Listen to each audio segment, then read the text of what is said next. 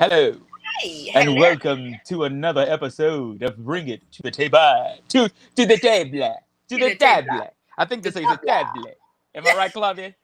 To the table. To the table. Blah, so, blah. uh, so this is week 29, isn't it? Isn't that crazy? Absolutely crazy. Absolutely crazy. Week 29.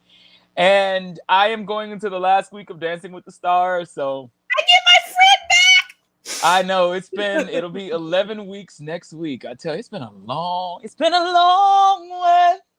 Yeah. So, how you Without doing? you, my friend, I know. Tell me all about it. when I Say see you again. it. Yeah. How you been? You How was know, your week? it's been a crazy week. It Yeah. really has been. Before I begin, let's do the disclaimer really quickly Please because I do. have a Please story do. to tell you. Yes, please Please put do. the children and the senior citizen up. There's going to be some profanity and a little bit of penis and vagine talk. Vagine, did you hear that on Carla? Vagine talk. I'll tell you where that came from. And we don't want to offend them. Now, if there are some Trump supporters and some, really far left conservatives, stay on and I hope you're offended. Let's shall we let me tell you something. How was your week? I How I about want that? my week actually was really really good. So people who know me know that I love whatever happened to Baby Jane. Okay. Mhm. There was an auction and estate sale at the house where they filmed. So I got a You- chance to go through the house. I got a private tour. What I did was the estate sale was Friday through Sunday. And some way I was just looking online or whatever, and all of a sudden I was like, "How did I on yesterday actually during the show?" And I was like, "How did I miss this?" I got up during lunch, went over to the house, and I said, because the house is only like it's in Hancock Park, which is literally 4 blocks away from CBS. Mhm. And I called and I was like, "Do you guys have anything left?" She was like, "There's nothing left. We only have the lamppost, which was hanging outside, which was in the movie. It really was. It was one of the focal points of the movie." And she said, "We'll sell it to you for 5 G's." And so I said, "Well, I'm gonna come go see it anyway because I wanted to see the house." So it was me and the state lady. We were there by ourselves. She gave me a full tour of the house. I took pictures on the outside. I'll show that to y'all next week. I took pictures on the outside. I was in heaven. I was in heaven. And Oh. it was just absolutely beautiful. It was absolutely beautiful. But I really was gonna buy a piece of that movie history because she gave me all the options. She's like, "You're gonna get a certificate of authenticity.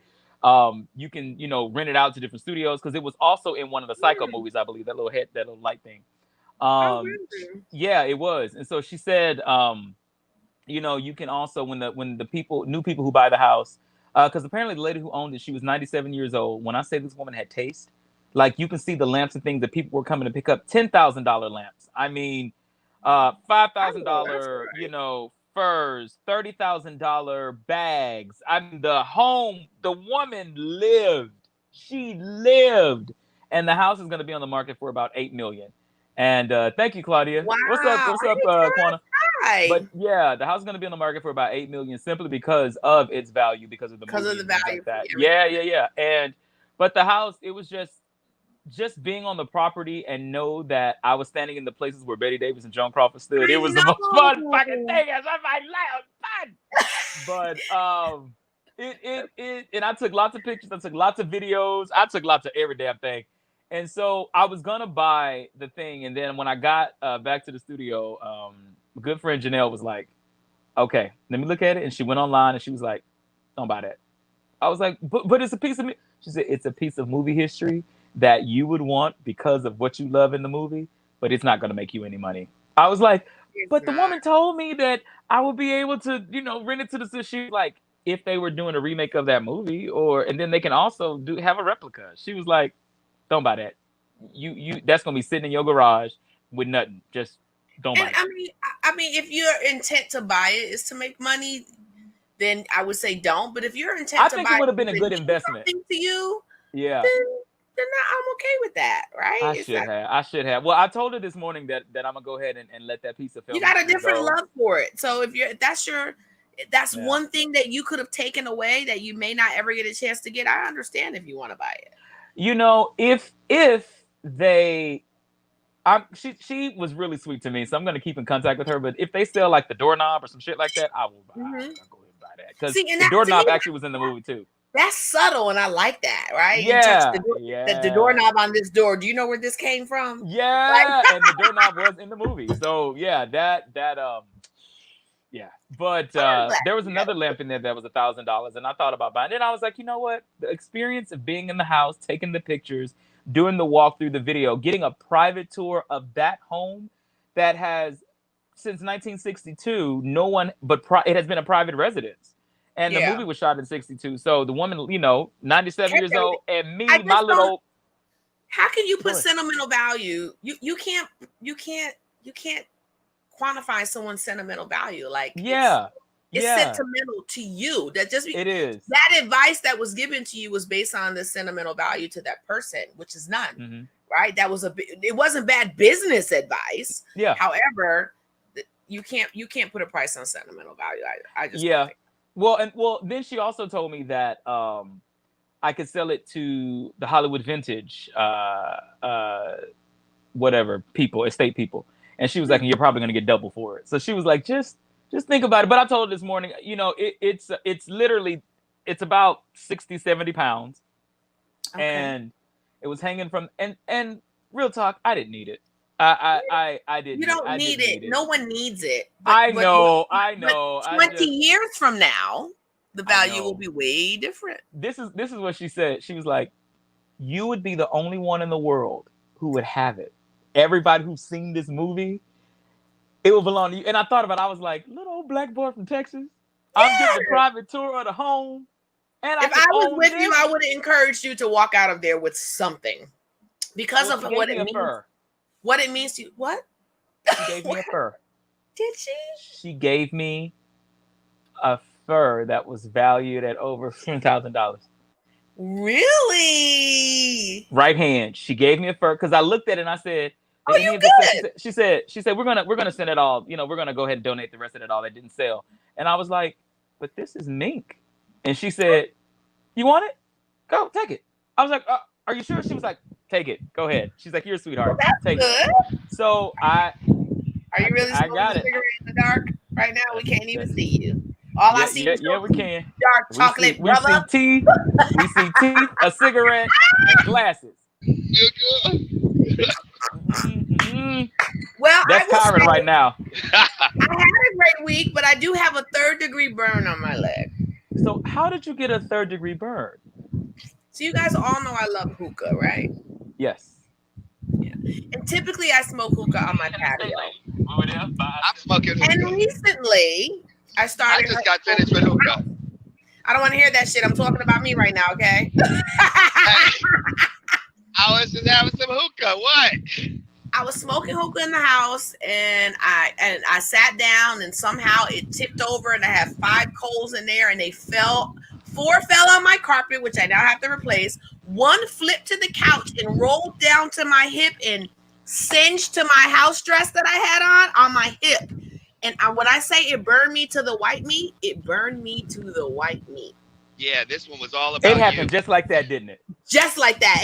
And the house dress I had on is like a little tank top dress, something I wear around the house, but it's polyester. And if you know anything about polyester, that's them twins. Them twins, it's like polyester. plastic. And when I pulled it off, it took 3 layers of skin off, and yeah.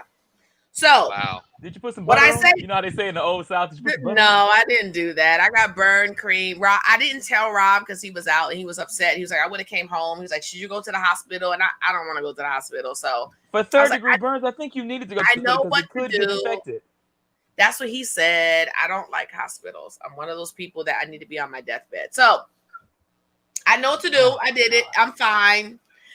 But now I have a mark below my butt cheek that I'm going to now have to tell people is a birthmark because, hey, I'm going to get it lasered off after it heals. I don't know what to say. I was going to say, well, you know, butter will do it just fine. No. That's butter, baby. Be careful with hookah and those coals because literally I have to replace my entire carpet. Wow.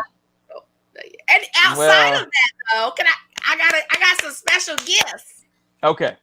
So yesterday, and it wasn't from Kyron, it was from Byron.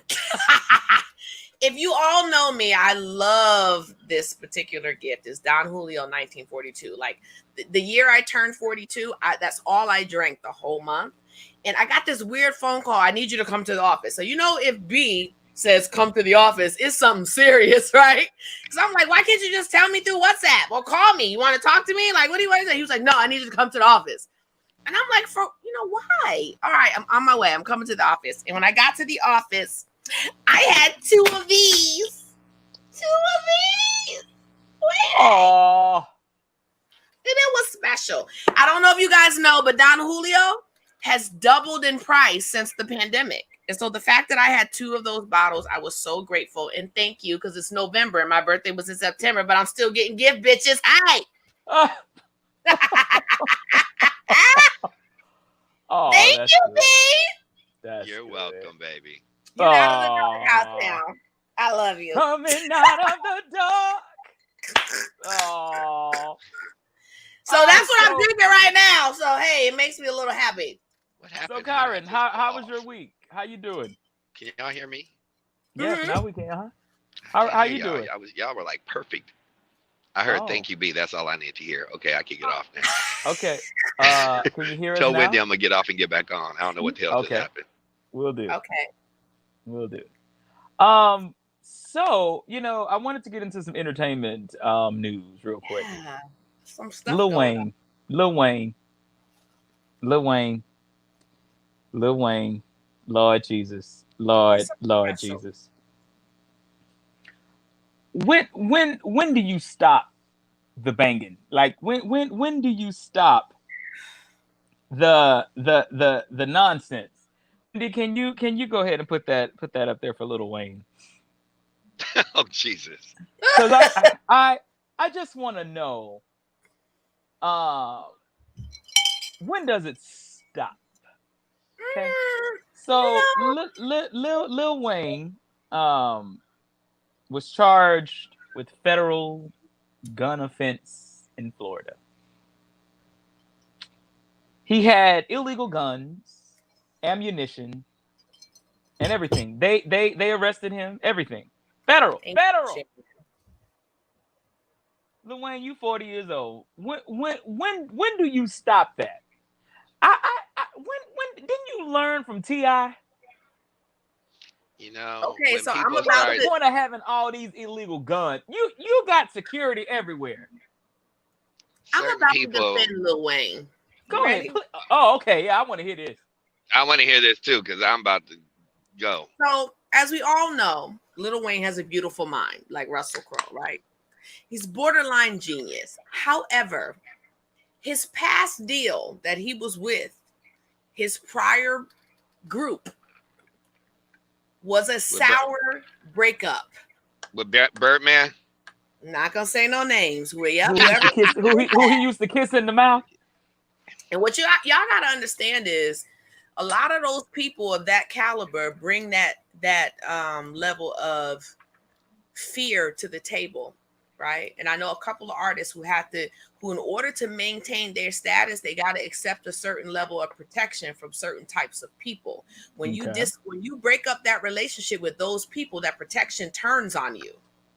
And I think he is in a situation. I know for a fact he was in a situation prior to when the breakup first happened, where he feared for his life.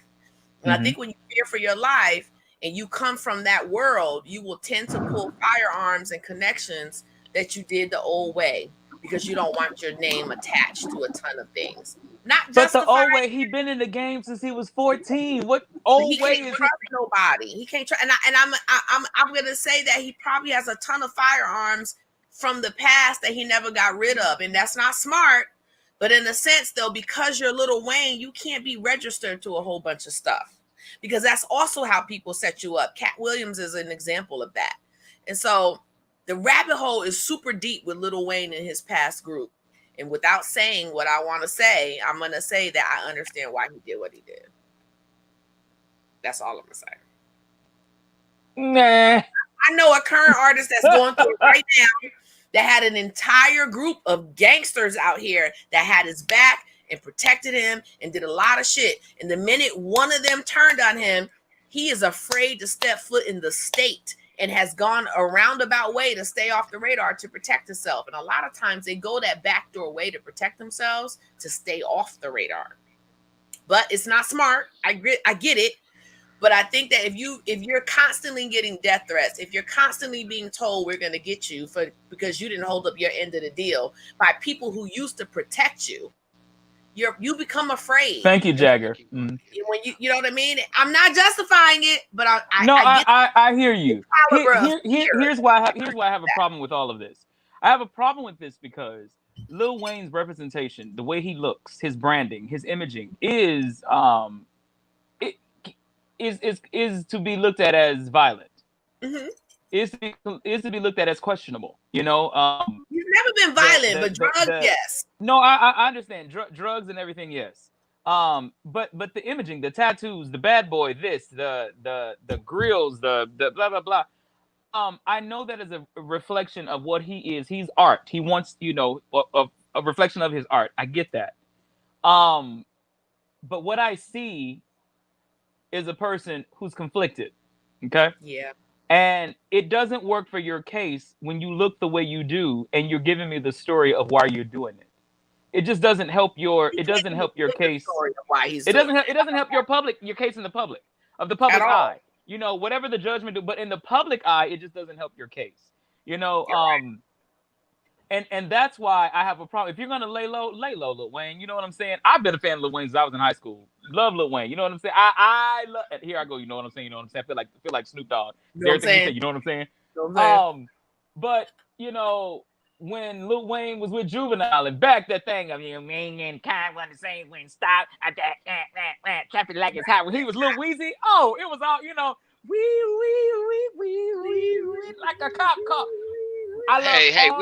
We started this show on a song that he actually was singing the hook on, wasn't it? Right, we did. So, big fan of Lil Wayne, but I'm just saying, hey, bro, you know, now's not the time for you as a person who is people are looking up to. Let's not get started with him supporting Trump. Okay, that was already nigga. You done lost your mind, or like Chappelle said, #nigga lessons. But I think him and Kanye drugs. But the fact is now. So Kanye, after he supports Trump, Kanye runs for vice presidency, then loses his mind, pees on his Grammy and put it on TV. Lil Wayne supports Trump, now is being charged for federal gun. Okay.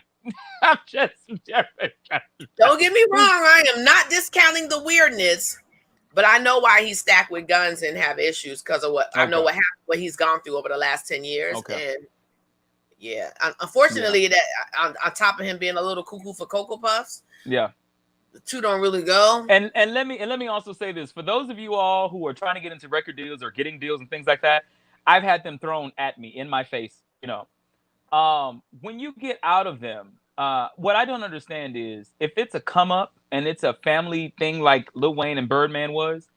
I don't understand. All Lil Wayne wanted was his masters. All he wanted was his masters and to be left alone, like to just get out of the deal and be done.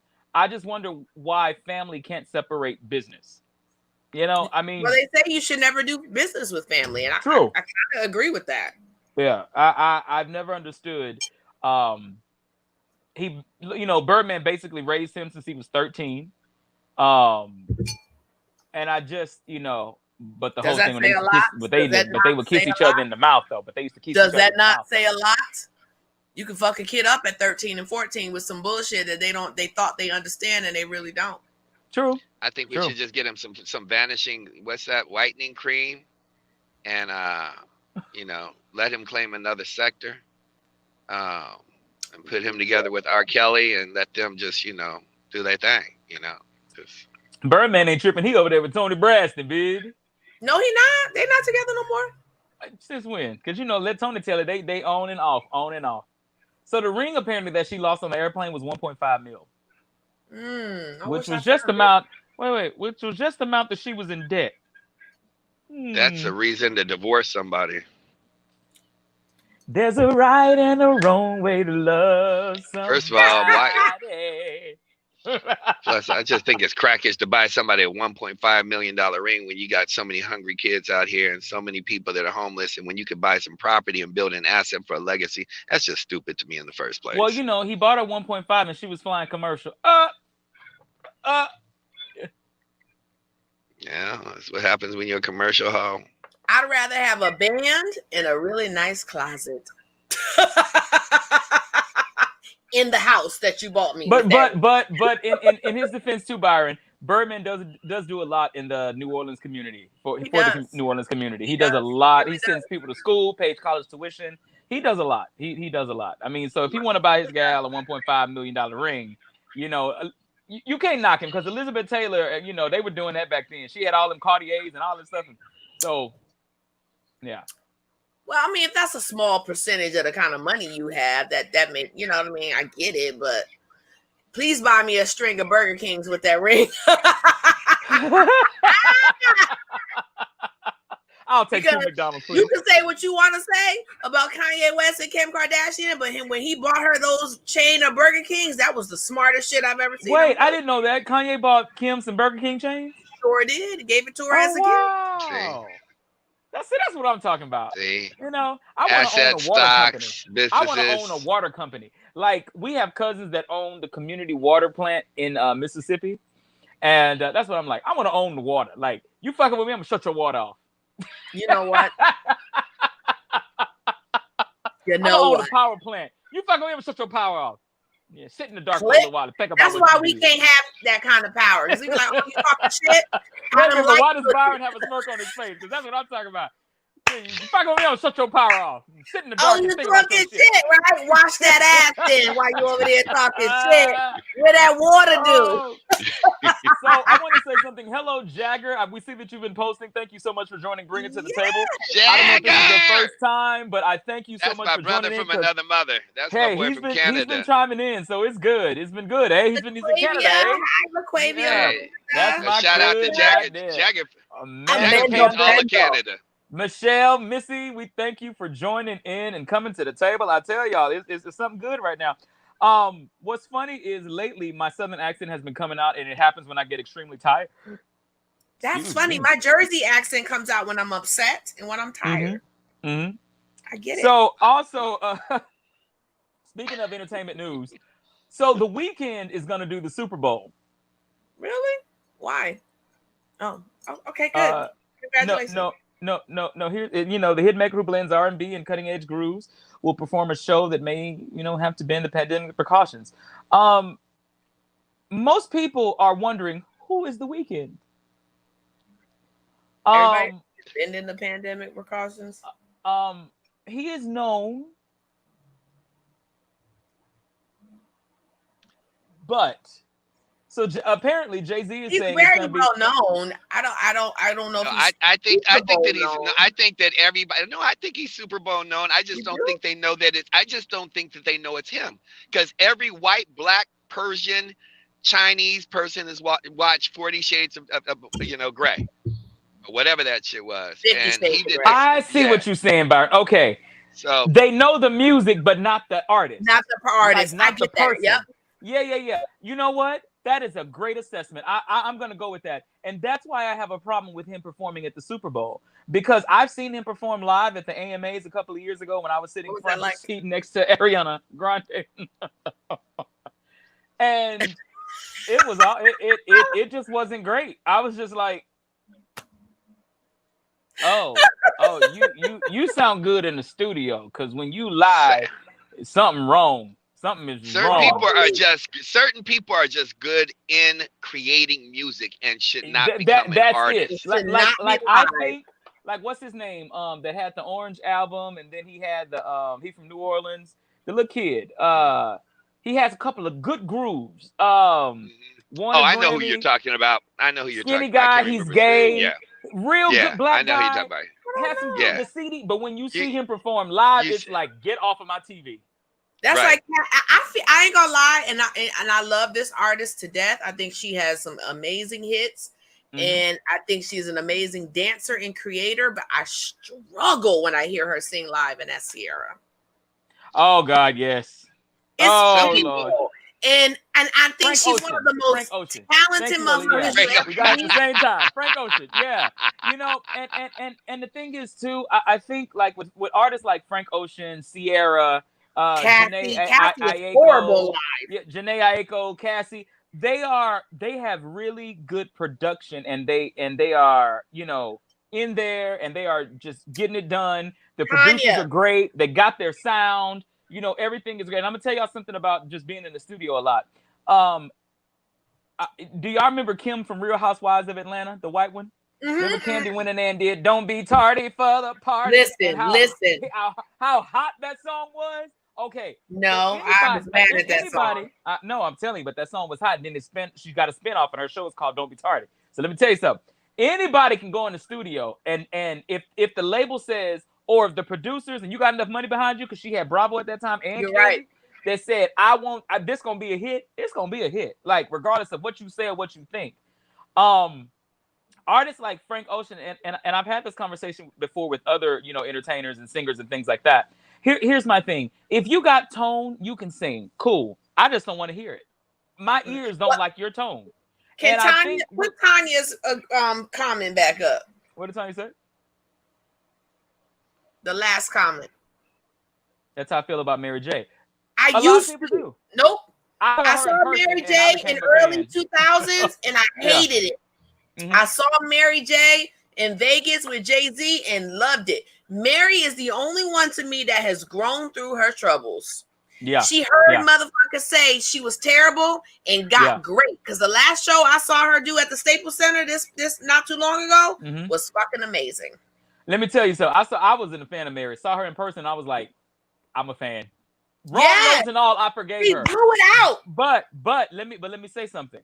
These new artists that are coming out, there's really no stage presence. If they ain't pussy popping, they want to just the guys are taking off. You know, the guys are taking off the shirt because there is nothing else that is appealing about the show. And I'm gonna say like friends like Frank Ocean, like The Weeknd, like no, I'm naming some males now, like The Weeknd, like Frank Ocean, like what is his name? He always sings flat. They call him the new Prince. You know, and he's gone, and I'll serenade the places for love. I don't even know his name. That's how he sounds. Actually, he don't, because I was in key. I don't like that song. I know who you're talking about. I was just about to say, really, CJ? Is that how he sounds? No, he doesn't. Hold on. I'm gonna tell you who he is. Janelle Monáe. CJ don't like somebody. He sing they song like shit. And yeah, and it still sound better. Yeah, right. Well, you know, I mean, she says, because if you sing well, you can't sing bad. She is. Queen Sika, no, she is. Well, I'm not gonna take away Sierra's not a great entertainer. She's a wonderful entertainer. Yeah, Britney Spears is a great entertainer, but I ain't checking for her for no vocals. She was a great entertainer. Yeah, J-Lo is a great entertainer, but I ain't checking for her for no vocals. Come on now, she can't Miguel, make them. Thank you. But you know what? Miguel, go on, Alyssa. Alyssa, you own it, Miss Grant. You own it. That's what I'm telling you. Miguel he's a great entertainer. And matter of fact, his last video, I was like, hey, bro, why y'all in my brain, bro? Like, why y'all in my brain? I would collab with him just a simple fact because we like and do the same shit. But vocally, we're on two different levels. You know what I'm saying? With Miguel, it's more of I want to show my body and lick my tongue. And all entertainment has a place for all of that. I'm not knocking none of that shit. But when he flipped over and hit that person in the head with his boot was the funniest shit. I remember that. See, that's when you're doing team too much. That's when you're doing team and you don't know your stage. I'm going to tell you what I do. Whenever I hit a stage, I walk that motherfucker 4, 5 times, 6 times around. I stand in spots. I know my limits. I know where my voice is going to project. If y'all ever come to one of my sound checks, you will see me do it. I know where my voice is going to project. But you're a perfectionist. But that's what I'm saying. Nowadays, these artists are just investments. They're actually not, because there are no more A&Rs. Nobody is taking these artists and building them and making sure that they have etiquette and blah, blah, blah. You know, that's why I wish somebody would have sat Jennifer Hudson down and just showed her etiquette, because she is still Southside Chicago. You know what I'm saying? Like, but they did that with Mary J. Mary J had to go to etiquette classes. She had to go through all of that multiple times. Puffy sent her to that, and that's why you can see the difference in her stage presence today versus before. Put up the last message, Wendy, please. It was from the one you just took down. Miguel is an imitation Prince. All 4 feet. You know what, Sharon? I don't know if I agree all with 4 that. feet of him. All 4 feet of him. I know. I think Miguel is an imitation of an amalgamation of a lot of artists. I really do. I think that Prince has just a lot of folks, male and female, have been influenced by Prince. Prince was just that dude. Like Michael, like Whitney. They were all influential. Like all the new artists of today take a little piece of that. I think why he reminds you of Prince is because of the sexual presence that he has. I really don't think that he was trying to come out and be Prince, because if you saw him in his early days, he was on some retro Black Eyed Peas stuff. Like he was on some different stuff, and then he morphed kind of into that. Probably because they encouraged him to, though. Yeah, and but a lot of people said the same thing about Bruno Mars, but then Bruno Mars kind of went 90s hip hop, you know what I'm saying, and then killed it with the game too. So you guys won't think. I just think that when you do the Super Bowl, to me, the Super Bowl is the Olympics of entertainment, and I think that when you do the Super Bowl, if y'all have ever seen The Weeknd perform, there is no stage presence. It's I want to let you bright lights. I've never seen him before. I've never seen it. Like, I'm wondering how he gonna get through 15 minutes. I'm just a little nervous and scared, because and Jay-Z said it's gonna be one of the most entertaining shows that you have ever seen. That it's gonna be innovative. That it's gonna be dynamic. That he brings a new crop of soul to the music scene that no one has ever heard before. I'm sorry if you listen to me on Dancing with the Stars, I sang a song that was back in the 80s. Dun dun dun dun dun dun, talking away. I don't know what to say. It's the same thing he's doing now. I mean, rehashing it, and it's good. I just don't know if The Weeknd is a good choice. I just don't know if people are going to be glued to the TV on the weekend. I just don't. In the time of COVID, I think you should have went with somebody more dynamic. In a time of COVID, I think you should have did like a tribute to Motown, or you something. Hell, I would have even taken Janet Jackson again. This could have been her redemption. Hell, I don't know.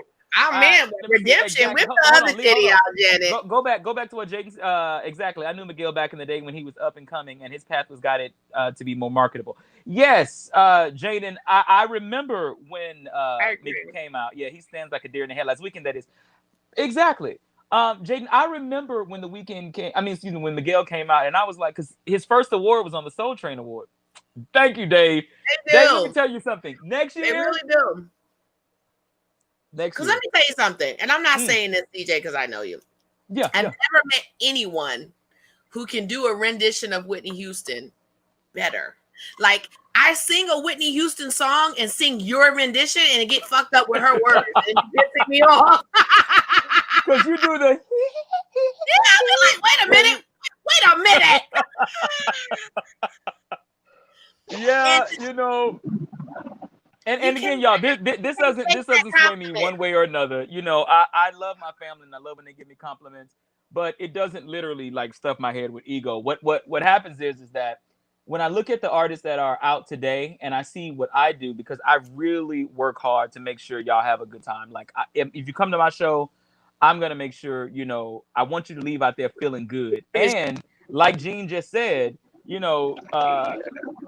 like Gene just said, you walk away knowing my riffs and runs, and you like what I bring to the table. You know what I'm saying? So boom. I have to stop saying, you know what I'm saying? I don't know why I'm saying it today. I've never spoken like that before. But I think I know. Is it the whiskey? I had a long day, y'all. I had a lot of singing to do today. For me. What Claudia say? Whitney in the original key, might I add. CJ. He's a freak of nature. Thank you, Claudia. My auntie Lily calls him the last unicorn. you know what? What Sharon? I've noticed is no, he does not. Me. No, he doesn't. Byron, Sharon just asked if you can sing. No, me. Can you hear? No. Go ahead and sing I'm us gonna come something, over to Byron. your house and take that bottle and hit you in the head with it. No, he is great. Look, what does Byron say? I am great at 99 things. So I I ain't don't know bad if I at told y'all 99 this story. things, but I'm great at one, and that one ain't singing. I'm gonna tell you how that So- right now. He is great at everything else, but that me. And I love the new picture, Neha. In 2012, I co-produced the BET Awards, the Whitney Houston tribute, right? So Shaka was late for rehearsal, and so they asked somebody. They were like, "We need somebody to sing I'm Every Woman." So one of the background singers, who I know all of them, I hired. She came and she said, I said, no, go on over, I'll sing it.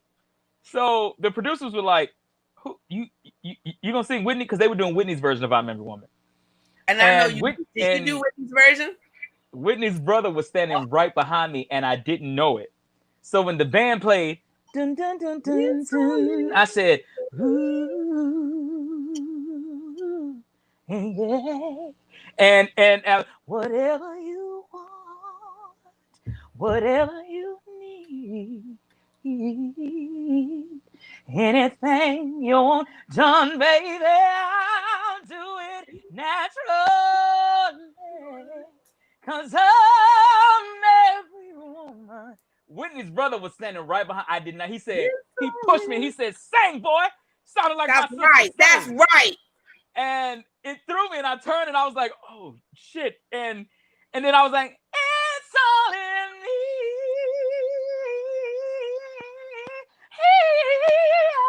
And it went.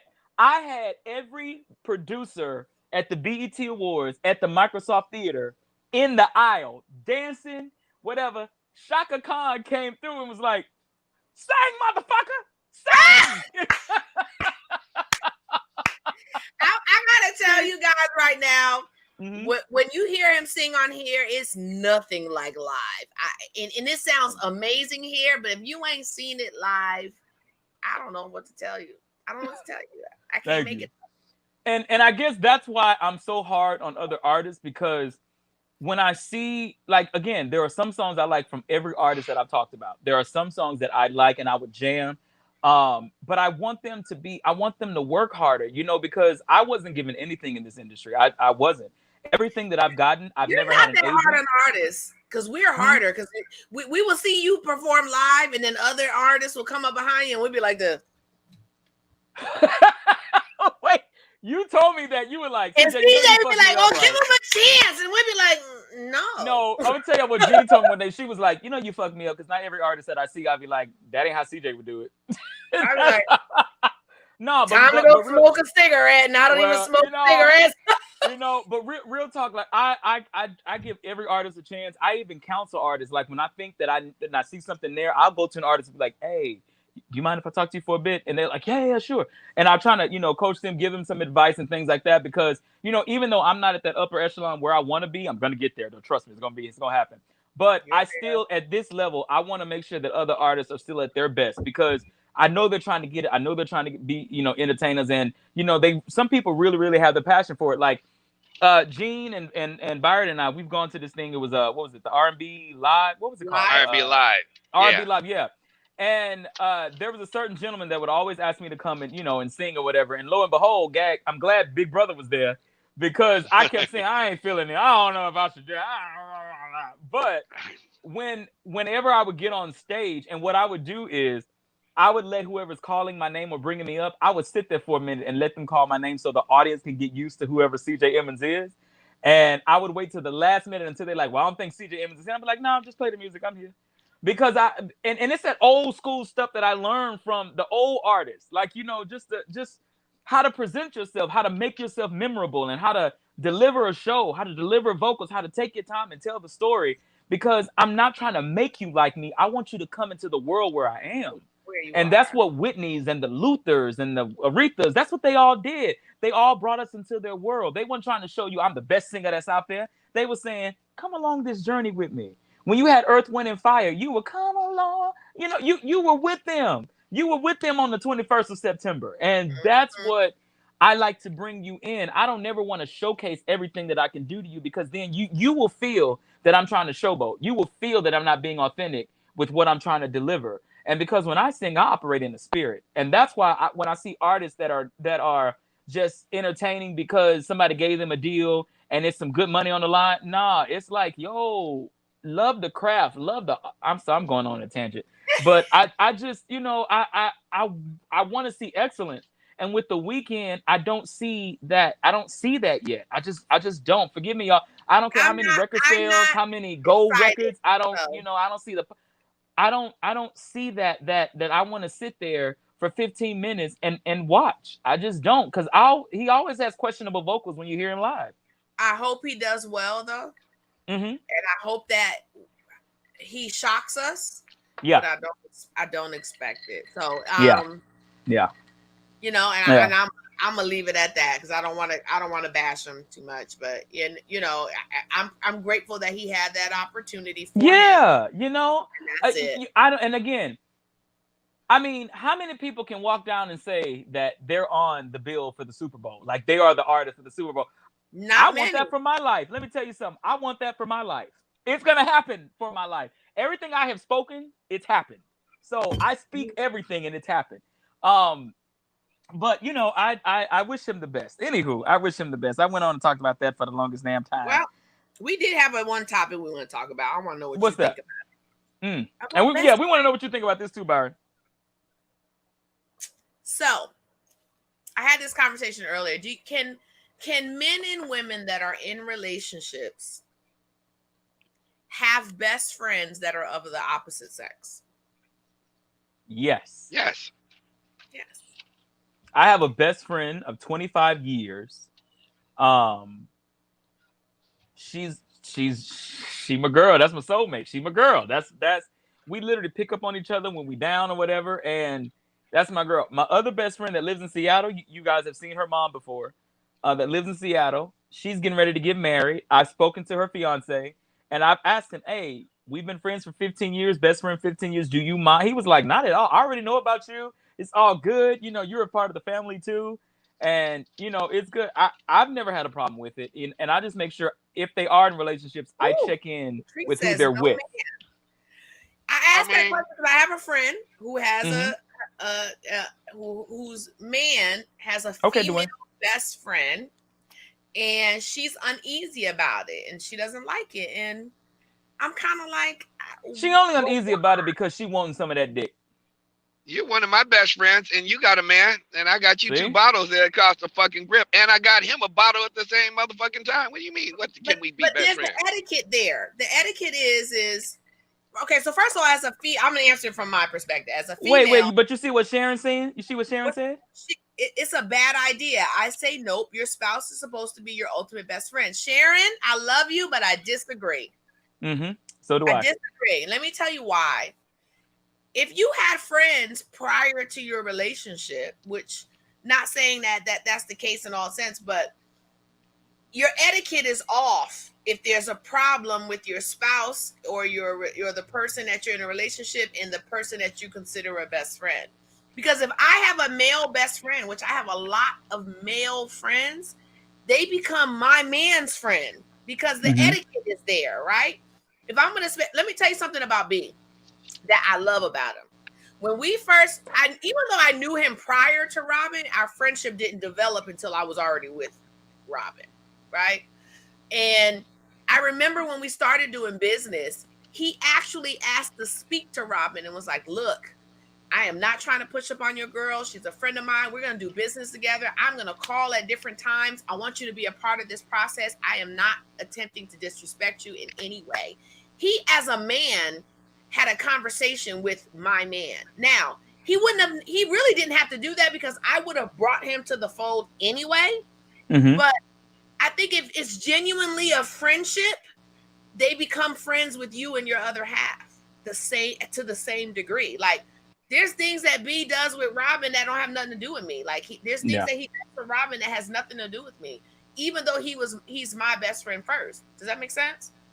Yeah. So I do too much business with men to have to be worried about how my man's going to feel, because I'm not going to allow you to disrespect my man. I'm not going to allow you to put him in a position to make him feel like you're more valuable than him. It's just not going to happen. And what they're saying, Gene, like pull up that last comment, Wendy, because I want to talk about that too. I really, it says, audience says, yes, but you need to adjust the limits on what that friendship looks like after they are married. I don't think you need to, and I'll tell you why. If I have to address some shit, I don't need to be with you. Yeah, Man, yeah. You know, I time. don't think you have to make any adjustments. And I'll say this, because if you are upfront with whoever the spouse is of the best friend, and they know what kind of relationship you have, there should be a trust there. To me, when you have to make adjustments, there is no trust. And I've never had a best friend. And again, my best friend that has a fiance now, I checked in with him to make him comfortable, because I'm letting you know the relationship between me and her ain't changing. And she actually told him that. She's like, that's my best friend. We cool. We ain't never been sexually, attracted to each other. That's my boy. I can lean on him. We just blah blah blah. And There's that's the it. Say it You one know more what I'm time. saying? You have never been what? We've never been sexually attracted to each other. Let me And tell that's you my boy. something. And he was okay with that. And I check in with him just as man to man to give him that respect, because he's now going to be the husband of my best friend. But other than that, I'm not making no adjustment. No. I'm going to play devil's advocate here. If I'm going to put myself in that situation. If a female comes along that Robin had a sexual relationship with for a long, long time, and all of a sudden she pops up and now wants to be around, I'm going to create boundaries. Yeah. Because you guys had a physical relationship with. And if she's that comfortable to be in my face and to be in his face, you also that comfortable to do stuff behind my back. Because you understand, or to attempt to. So that's to Sharon and those who say nope. It's different if they had a sexual relationship in the past. Then maybe there's some limits and there's some boundaries. But like my Aunt Carla said, she's on here. She said no adjustments need to be made. None.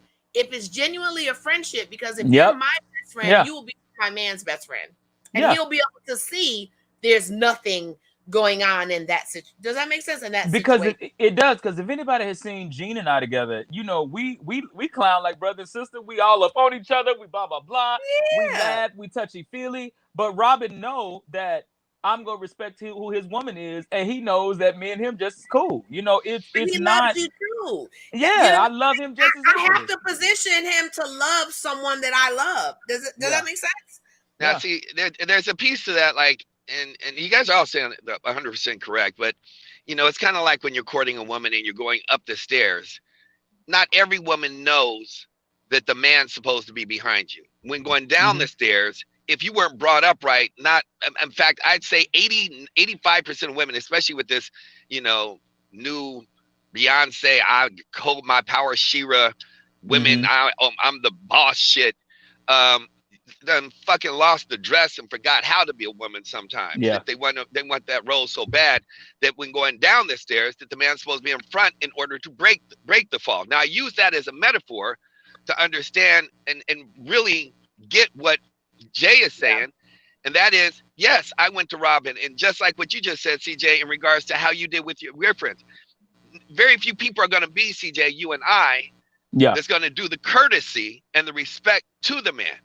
So just like in a relationship where a woman will go off on her man, I'm sorry, not go off on her man, go off on the woman. No, your problem is with your man, it's not with the woman. That's right. If I got a problem and I got my woman and I got a problem with the man, the only time I'm gonna have a real problem with the man is if he's disrespecting me in my face or disrespecting her. But if it's about cheating and doing things wrong or this and the other, the problem is with your woman. That's right. It's not with the man. And it's for her to set that shit right. If generally when that shit happens and it's offset, and we're talking about the friendship, it's because it wasn't framed right. Somebody's doing some steady shit or is holding a card, is got some shit in the dark. Like, well, you know what? Just in case this shit don't work out. They may not say it, but women got in the back of their head. They got their little black book in their head. Like, right. I'm going to keep this person in this specific space just in case. Just in case. If your man has a female friend that you never get to meet. I just got blacked out. I still want to hear this. If your man has a female friend that you never get to meet, he never brings her around you, but he's always talking about, that's my best friend, that's my best friend. They spend a lot of time together, but for some reason, you can never be a part of the process. You should be concerned. You should be concerned. Let me tell you something. If your intuition is saying that they're doing something, they're doing something. It is. It's right. Yeah. Because if you don't have that trust already in him, and this is a friendship that you think maybe you probably 9 times out of 10 right. Right. But when you have that level of communication with whoever you with, no question, you can have a friendship of the opposite sex. Right. You can have that. It's not a problem. It's etiquette. It's the etiquette Right. of how that person brings the other person to the table. Yep. And if they're hiding that person, or you found out they've been spending time together and you didn't even know about it, and then now all of a sudden gets brought to the table, you might want to watch that situation. But I genuinely like when I genuinely like, I love CJ. Yeah. It was Robin, you gotta meet him. You know what I mean? Like, yeah, it's supposed to be like that. Yeah. I don't know. And I'll tell you this, like I see some women are commenting, and I want to say this to them. Is it your insecurities that's keeping you from allowing your mate or whoever to have the relationship? Because if he hasn't displayed anything and showed you that that's all it is, what's your insecurities telling you? What are you bringing to the table with that? Because I'm noticing, no, absolutely not. He can't have the blah, blah, blah. He can't be with blah, blah, blah. What? Why not? If he hasn't showed you any signs of cheating, any signs of doing anything outside of your relationship, why is that a problem for you? What's going on with you? I think we need to check ourselves. What's going on with Fletcher's last comment about Shania Twain. I got something for you. Shania Twain's husband was having an affair with Shania's best friend. They both were lying to her face. Guess what? Shania knew. Thank you. Let me tell you something about that, Sharon. When you have threesomes with people and you think you got control of the situation, it creates problems, which is why I don't share dick. I don't share dick. So Shania knew. But what she thought was, if I bring my best friend into the fold and control it, it can't be controlled at all. But let's say that didn't happen. Let's say she didn't know and it happened behind her back. I hope she beat both of their asses, because that's what the fuck's gonna happen with Jamaica. Yeah. Motherfuckers don't do shit like that to me because I got bail money. Get it? Let me, I think that men and women, when they get into these relationships and then all of a sudden they start cheating, you know there are signs. There are signs. You're choosing to ignore them. That is why I think some of you are having friendship or sketchy shit. You know what it is. You know what it is. You can feel the vibe when they come around. You can know if that man or that woman is fucking your spouse. You know that. You can feel it. It is no denying. It's the body language. It's the eye contact. It's the way that they operate and move around each other in the circle. You choosing to be naive to it. And then when it comes up in your face, oh, you so mad and you so irate. It's like, nah, you actually knew. You just didn't want to. I think that's where anger comes from, when it comes down to their relationships. And it's been confronted. Now you just like, oh, what? No, you know. I know when there's a female around me that's befriending me, but if Robin chose to smash her, she would let him. I know that. Yeah. I know who that female is, right? Yeah. I can feel it by how you move and how you behave with me, because your etiquette will expose you. I might not expose to you that I know, but your etiquette will expose you to me, and I will handle you accordingly, and I will create those boundaries without you even be able to see it. Put up what Audia said. I want to address that too. Audia said we can have the relationship, but there needs to be boundaries. Why? What kind of? See, here's the thing. I think too many people are operating in the perimeter of what their lenses are, because they've been cheating on, they've been abused, they haven't had a successful relationship. So when they come into a relationship where they see their man, their woman in another relationship as a best friend with the opposite sex, their insecurities literally drown that out. And then it becomes, you need to set parameters. She doesn't be here. He doesn't need to do that. And I think that's so wrong. I just personally do. The man put that last comment up. The man usually says, she's just my friend, but asks if the best friend ever had feelings for him. That's not a friend. Let me tell you something. Women do it too. They call them cousins and homeboys. It happens. Women do it too. What you need to know, though, is your job in a relationship is to make the other person be comfortable. And if they're not okay, then you're the problem, not the relationship, not the friendship. Do you agree with that? He was just gone. I was just going to ask him, does he agree with that? But yeah, I Because guess men it's will because play their position too. Trust me, I know. yeah. And I guess is why I'm so strongly about this is because I've always had female best friends, and it's never interfered with the relationships or things like that because I was always upfront. I'm like, hey, I got a best friend, she's a female, and blah blah blah, and vice versa. My friends have always respected, and I've always respected the relationships that my friends were in, that the female friends of mine they were in, and I would always just come correct and say, hey, we best friends, are you cool with that? Just want to make sure. And we would talk about everything. We didn't leave anything out in the open to be suggested or to be, well, But maybe, if you notice, no. CJ, you talk about everything with both me and Robin. Mm-hmm, And that's because we created Y'all did. that. Yep. We have to create that pathway because I don't ever want him to treat you differently, and I don't ever want to have to treat you differently. Does that make sense? Yeah. So yeah. it's important that I bring him into the fold quickly so that he understands the relationship. But as a businesswoman, I do more business with men than women. Yeah. So I have to create an environment to make him comfortable and okay with that. Hold on. Go back, Wendy. Go back, Wendy. Control freak shit. Boundaries doesn't. Fatten up. That's two different things. That's two different things. You said boundaries doesn't mean that level, CJ. It means knowing your friendship limits is so everyone is cool. No, let me help you out with that. You're setting a boundary on your guidelines and your limits.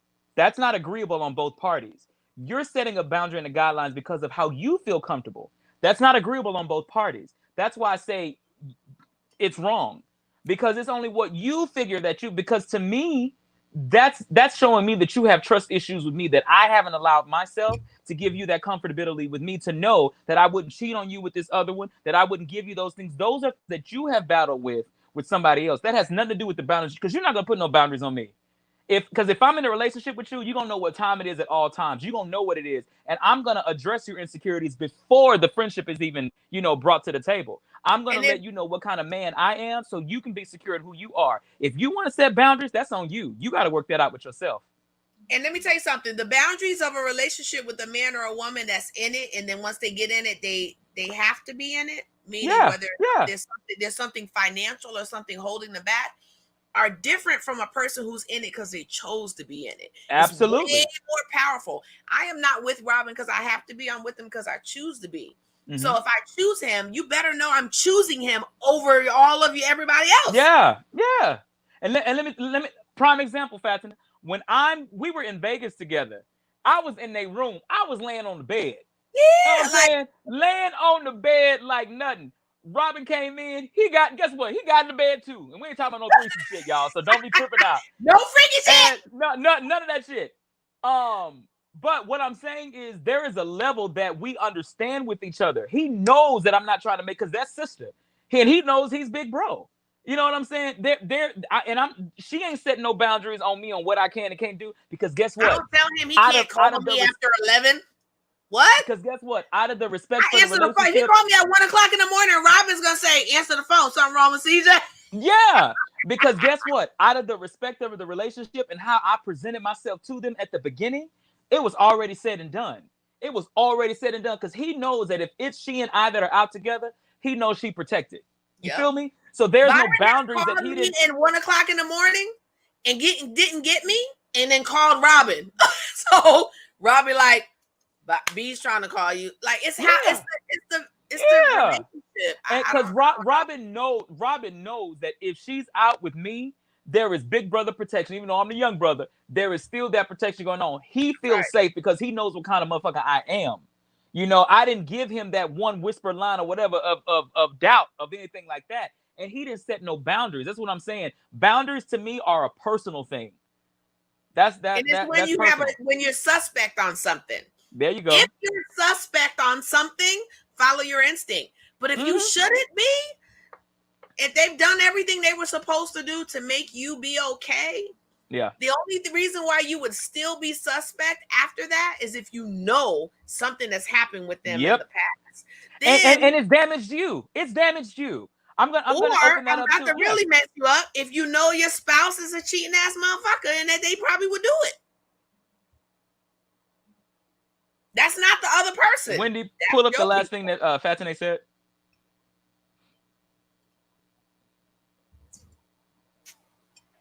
No, I'm talking about setting boundaries with self, not the partner.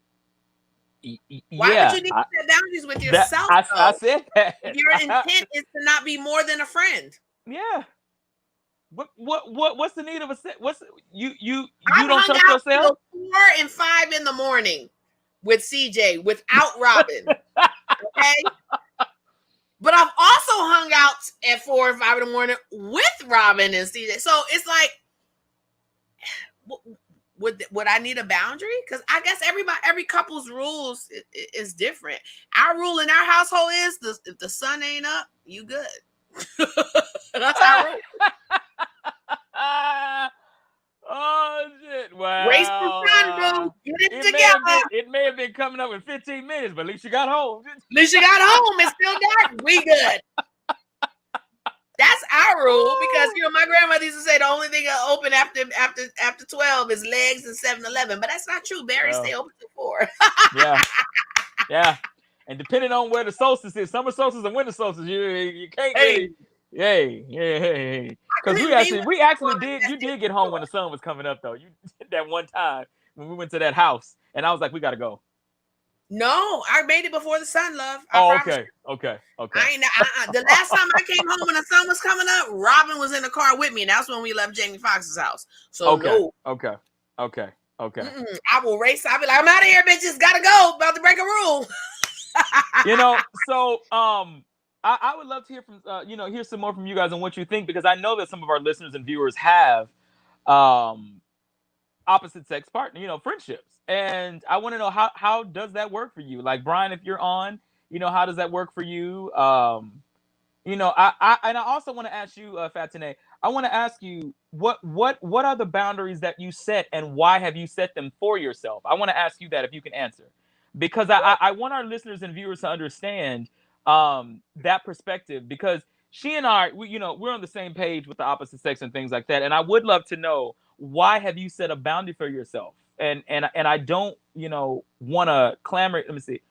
I think you guys made a great disclaimer. If there's no sexual attraction, but is there any? Sharon, let's see. I think CJ's an attractive man. Yeah. Thank you. He is. You can't deny that. Like, people, we got to be adults here, right? Yeah. I'm not dead. I'm around Byron's an attractive. I'm around attractive men all the time. I'm around beautiful people all the time. So for me to sit there and say I don't think they're attractive, no, they're attractive people, but they don't trump my relationship. I'm with a very attractive man. So I'm around attractive men all the time. Yeah. You're confusing this. You guys got to really think through this. For you to pretend because you're in a relationship that you're not attracted to other people is a lie to yourself. It's a lie to yourself. It's a lie to yourself. It's a lie to yourself.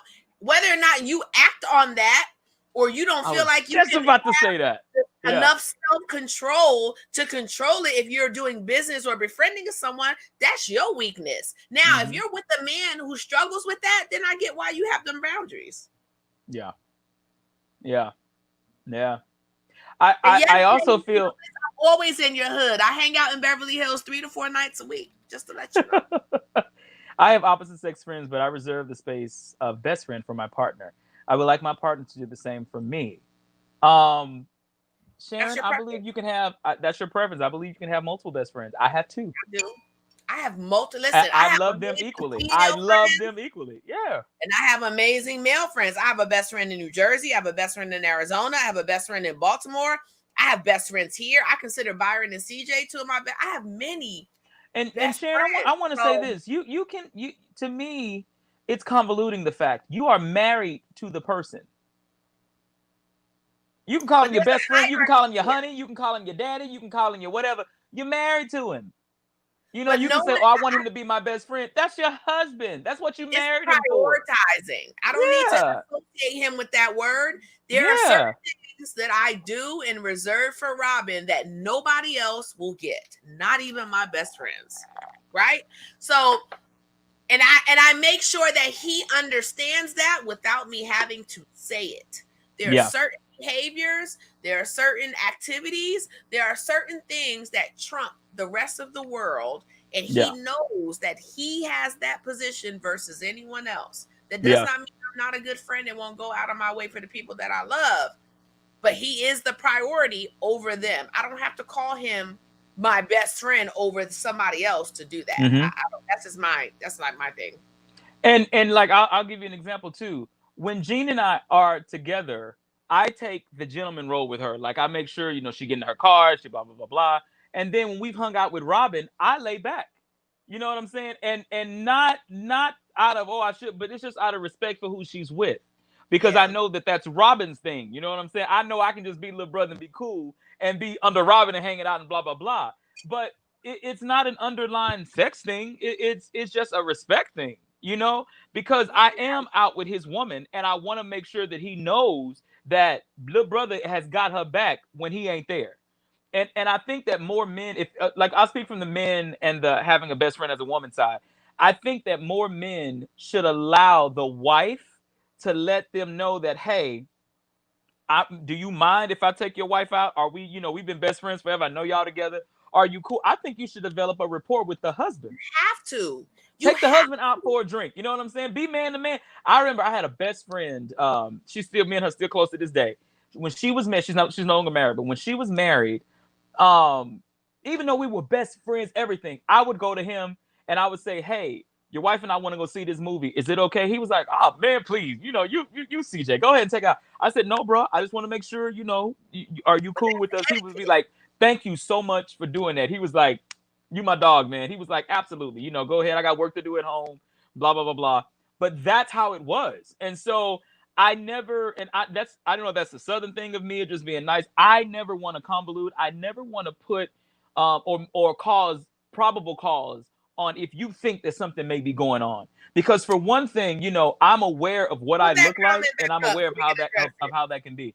I've never not been cheated on. If he wants a best friend, it's not legit, he'll be gone soon either. Cheating and having a best friend is two different things, love. Yeah. And Wendy, put up the one right after that, Wendy. Put up the one right after that. Cheating and having a best friend is two different things, love. Oh, that's bad. Now I know none of you three will date me because I'm not as good as Cher. You all are so good looking and I'd be too jealous. Whoa. Let's keep it real for a second. I don't share shit.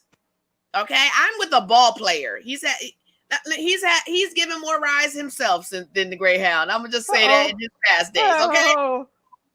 Ball, that's the life of a ball player. He once had a bitch in every city. However, Wendy, put the comment up before that one though. Before sharing, it was a longer. Be clear. I didn't say I was sharing shit. I am not dealing with a full deck. I've been fucked everybody up. Ain't no sharing going on over here. So look what Sika says. She says, all my male friends are attractive and my man has no issue with it because he knows the woman I am and that he is my king. That's what we talking about, like the relationship. That's what you gotta let them know. And you must know that your man makes women feel like you are his queen. Who wears the crown apple? Who wears the crown? Who wears the crown? Who wears the crown? Who wears the crown? I don't never walk into a situation and feel like I'm not the queen. I need Byron to chime in for a minute while I go get some crown because I'm going to share that with my brother right quick. Go ahead and Byron chime in. Look, if you don't know, if you got to explain some shit, you shouldn't be in the relationship. Thank you. That's the bottom line. If I got to explain some shit, you know, you can kick rocks and you know, how you say it, Jay? Kick rocks barefoot with lava on them. And die. Slow. I don't get it. Like, I if I dated somebody who said you got to get rid of him, you got to get rid of this, you got to get rid of him, he's going. I'm not getting rid of people that are no threat to you. Some people just have so much insecurity that they want everything explained. They want all the, you know, they got a whole bunch of questions.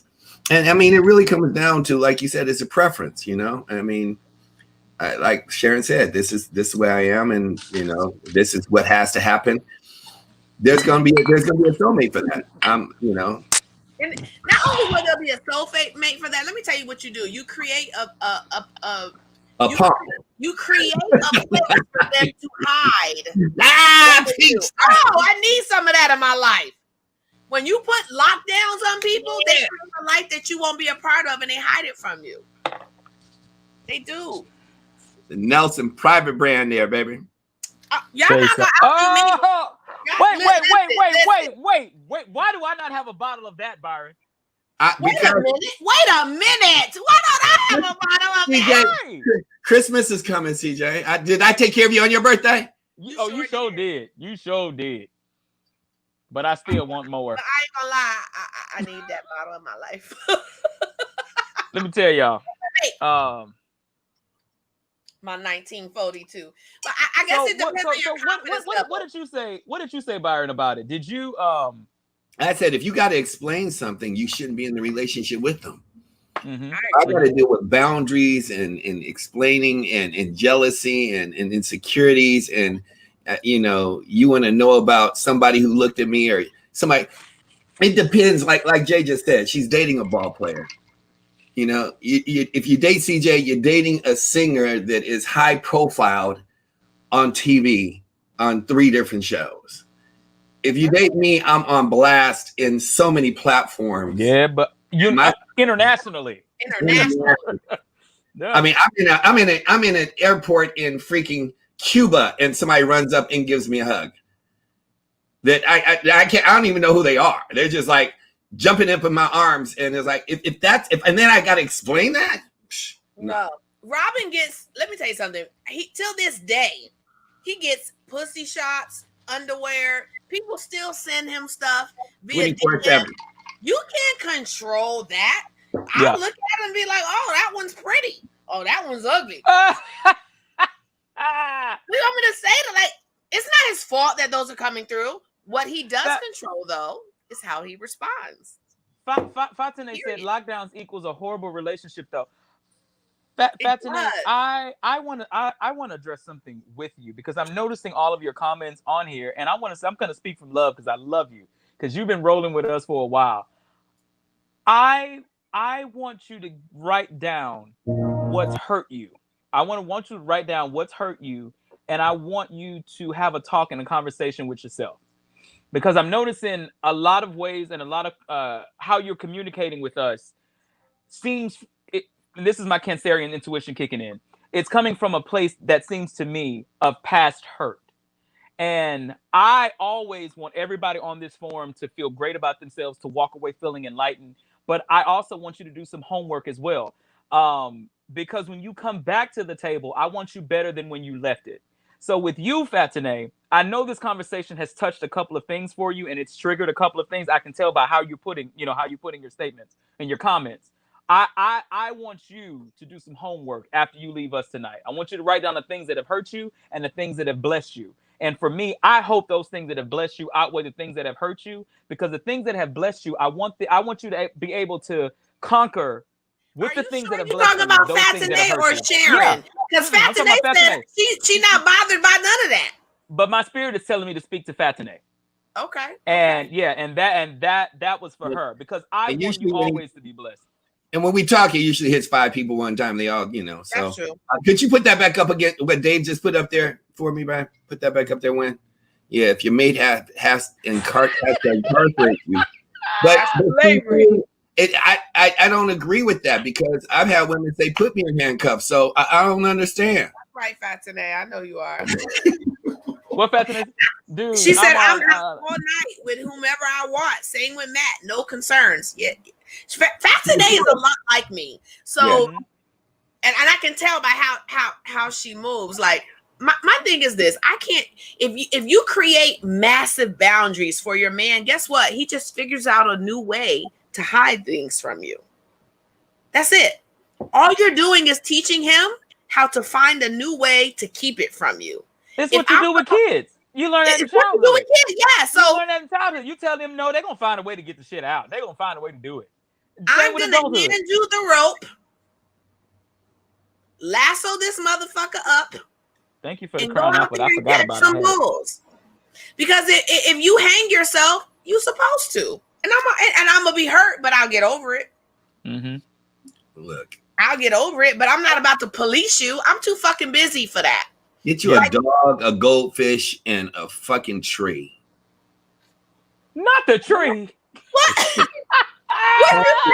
Go get you a plant. The roots run deep.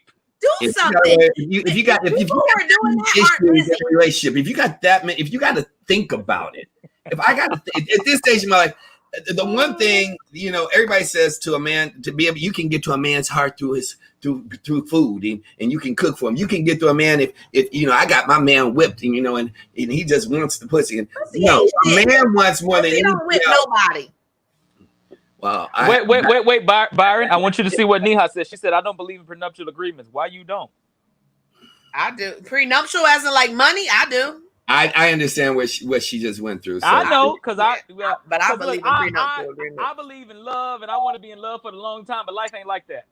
Life ain't like that. Life ain't like that. Divorced, I do. you can get divorced like you can go get some gas. You got that right. No, that's like I learned when I was in my 20s and 30s. Why they taxes? They tried to get me on. Did I tell you? I think I told you, Jay. They tried to get me on taxes this year. Went into my account from 1999. What? We're gonna fight. Limitations for that. Like what? And see, and I have no problem being transparent. It's like anybody want to come after me, I'm broke. They went into my account. They got about $288 out of my account. And I'm broke, and I look at it the same way in a relationship, I mean, if a woman wants a prenup, I'll sign it because it's so locked down on a trust and a corporate veil, and ain't nobody touching it before. I mean, shit, it's like you could have 50% of me because I don't know shit. Because if you know business, then you understand that coming after me personally, you always gonna be broke. But my corporations and the people I'm affiliated with and the C corps and the offshore accounts and all that's all on lockdown. It's not my money. It's the shareholders. And I may be the 100% shareholder, but nigga, you ain't getting any of it. I'm just saying. I just think people got to get better on their intuition. Like, for example, I'm not saying that I know when there's a female around that I shouldn't trust. I know it. I know it within 5 motherfucking minutes. It's a woman around now. Wait a minute. Hello? May I speak to Barbara? Barbara, this is Shirley. The clothes on his back. How about them? It happens all the time. It happens all the fucking time. There are women who try to insert themselves and then Robin looks at them like, bitch, are you crazy? Do you know that my woman ain't dealing with a full deck? And I'll be like, I guess they don't know. Hello? Hello. May I speak to Barbara? Think twice. Barbara, this is Shirley. My favorite one is, no, Belly, I found your man's number in my pocket. Well, bitch, give it to him then.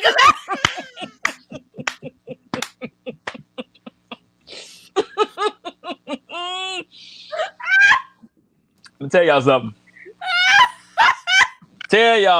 It is. Well, bitch, give it to him then. What's it doing in his pocket? Okay, so let me speak to the insecurities of people right now. So if the best friend and the man are cheating, do you relinquish the relationship? Do you let it go? Do you let it go? Say that again. Do you relinquish the relationship? Do you let it go? Do you let it happen? Yeah, they need to be together. They don't. A person in their heart of hearts knows that. I don't even know why people even are. I don't want to use stupid. It's a stupid act. So I won't call them stupid. I'll say the act is stupid. To go in and confront somebody about cheating. Because if you have to go and confront them, you already know they're cheating. Know. Or you created a story in your head and you're forcing them to cheat. You accused me one too many times. I'm like, well, shit, you already committed me. Shit, I might as well go on and get the act since I'm already paying the price for some shit I didn't do. This shit is already imploded. It's already over. Fuck it. Yeah. Not what? You can push somebody to do it. You really can. You can push someone to do it, and that's facts. Then there, got a t-shirt and a hat. Kept walking in. Well, who's this? Well, who's this? Well, who's this? Well, you know what? It was a friend, but I mean, she was a friend like 2 days ago. But since you didn't ask me 3 times, I done fucked her now. Claudia said single and satisfied. Can you be single and satisfied? I'm gonna answer that because I am single and I am satisfied. I believe you can be. I believe that because I'm going to say this. I've grown accustomed to being alone. I've grown accustomed to being in my own space. I've grown accustomed to come home, take off my drawers when I want to. I've come accustomed to having my own dishes in the sink. I've become accustomed to having the space of my own and being able to call when I want someone over. I've become accustomed to that. Have I put out a trajectory of in 5 years, do I want to be married? Absolutely. You know, I would love a child within 5 years. Absolutely. But for right now, and I want people to stop thinking that being single is, yes, satisfied 5 times a day. I imagine. I said, damn, Ruben, you ain't blind? It's crazy. I was just about to say, you could be single in marriage. I know every woman that got a vibrator. Coming up dry, Ruben. Vibrators and gave them out for Christmas. So, I mean, and they were all 60-70% of them were in a relationship. Yeah. So, I mean, not all people need to be in a relationship. I agree, Claudia. Better alone than in bad company. Absolutely. Not all people need bad to company. be in a relationship. Good company.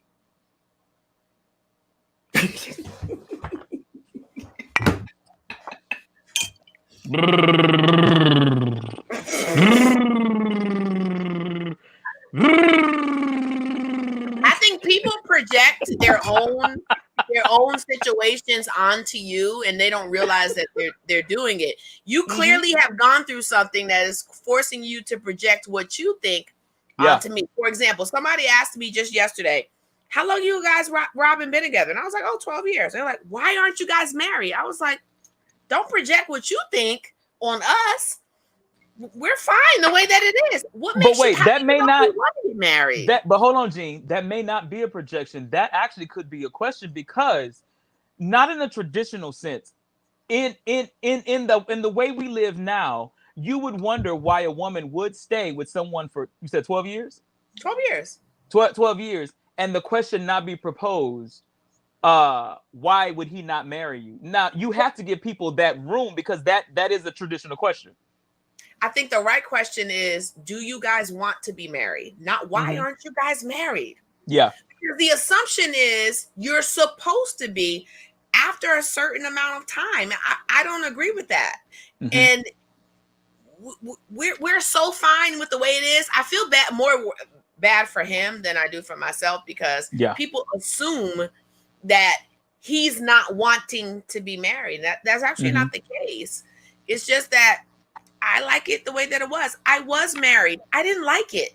Yeah. You know what I mean? Like, and I think so. Do you think that when you get married, it's more of a because you say you like it how it is, and this is a question like they've asked Oprah. Do you think that it's more of a chain to the bolt now, that once that marriage title comes over your relationship, that the freedom of who you are changes? No, I think the idea of marriage in today's culture is skewed. It is a fad. It is nothing proven to be worthy. It is nothing proven my love for him or vice versa. I think it's something that people do for religious reasons or because culturally they think they're supposed to.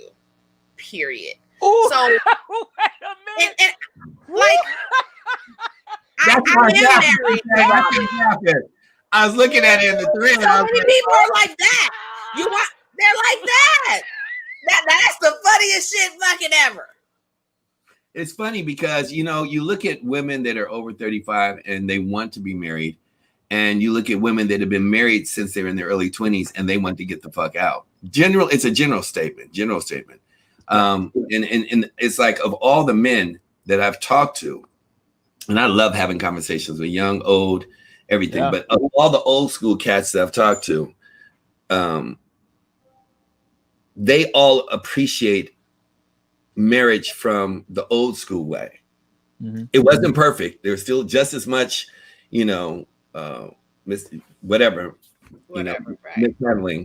of the relationship. But that was, if you go 60 and above, they have a greater understanding, or I'm not going to say understanding, a different perspective on marriage. obviously because it was a different time. If you catch them between 40 and 60, Yeah. ones that I know, all of them, I'd say 70, if not 80% are like, if you aren't married, don't do it.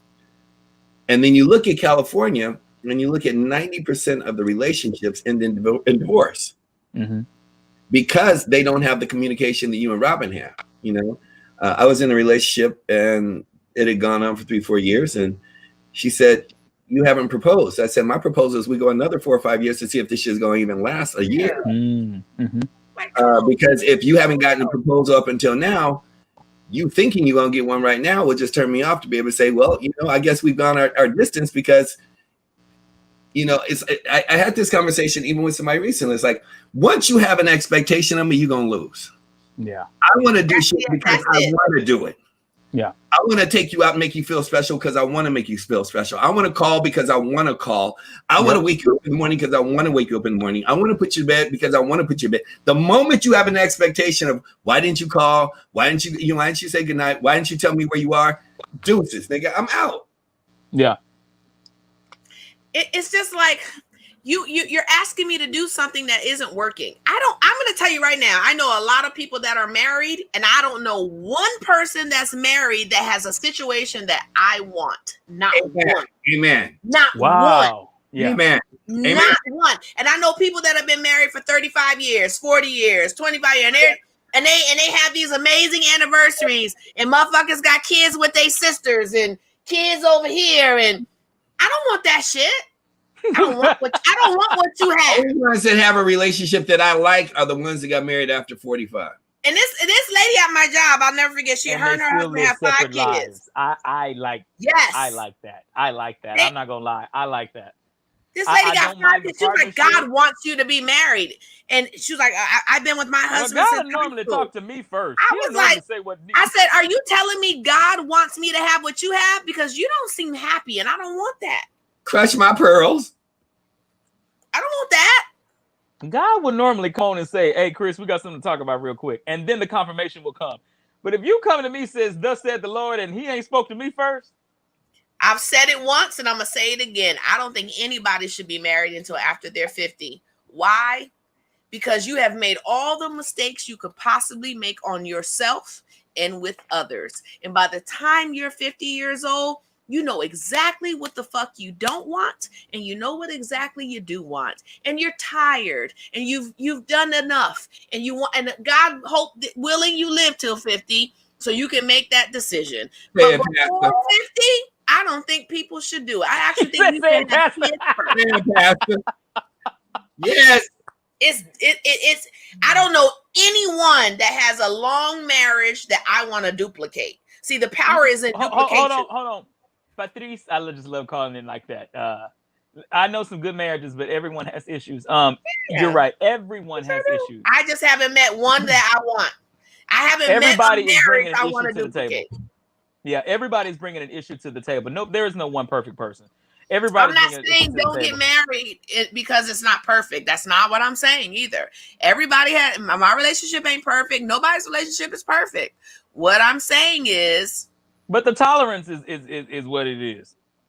In our world, marriage is a business contract. Let's keep it real. I'm about to keep it real. For this generation. Okay, I'm just going to say in today's world. Actually, period. It is a legal contract that you are entering in. However, the process in the 60s and 70s and 50s was we didn't view it that way. The woman needed to get married in order to carry her life. Women are so different today that today's world, you're right, CJ, it's a legal contract. Mm-hmm.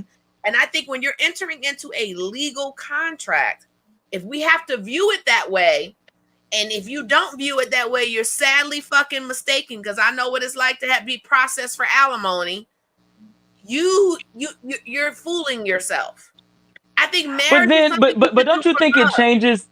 But don't you think it changes to that, Gene, once it goes sour? Because when you get into the marriage, you're getting into the marriage with the idea of love and with the whole the butterflies and I want to make sure this works and I know this is my person for me and blah blah blah blah. But then you think about it becomes a contract once it goes sour. It does. But it's still, but here's what people negate. It's a legal contract from the fucking beginning. You're just in butterflies and love and all that shit, and you're not paying attention to the details because most people plan a wedding and don't plan a fucking marriage. Mm. Two different things. Say it, Pastor. Two different things. So it's like getting in a relationship with someone who you see all their flaws, but you turn a blind eye to it because you're in love. But then as soon as you say I do, all of their flaws get magnified by 10. She's taking it out of the Holy Grail. So it's a legal contract from the jump. I think people should have the most sexual, the most craziest experiences that they should before they get married. I agree.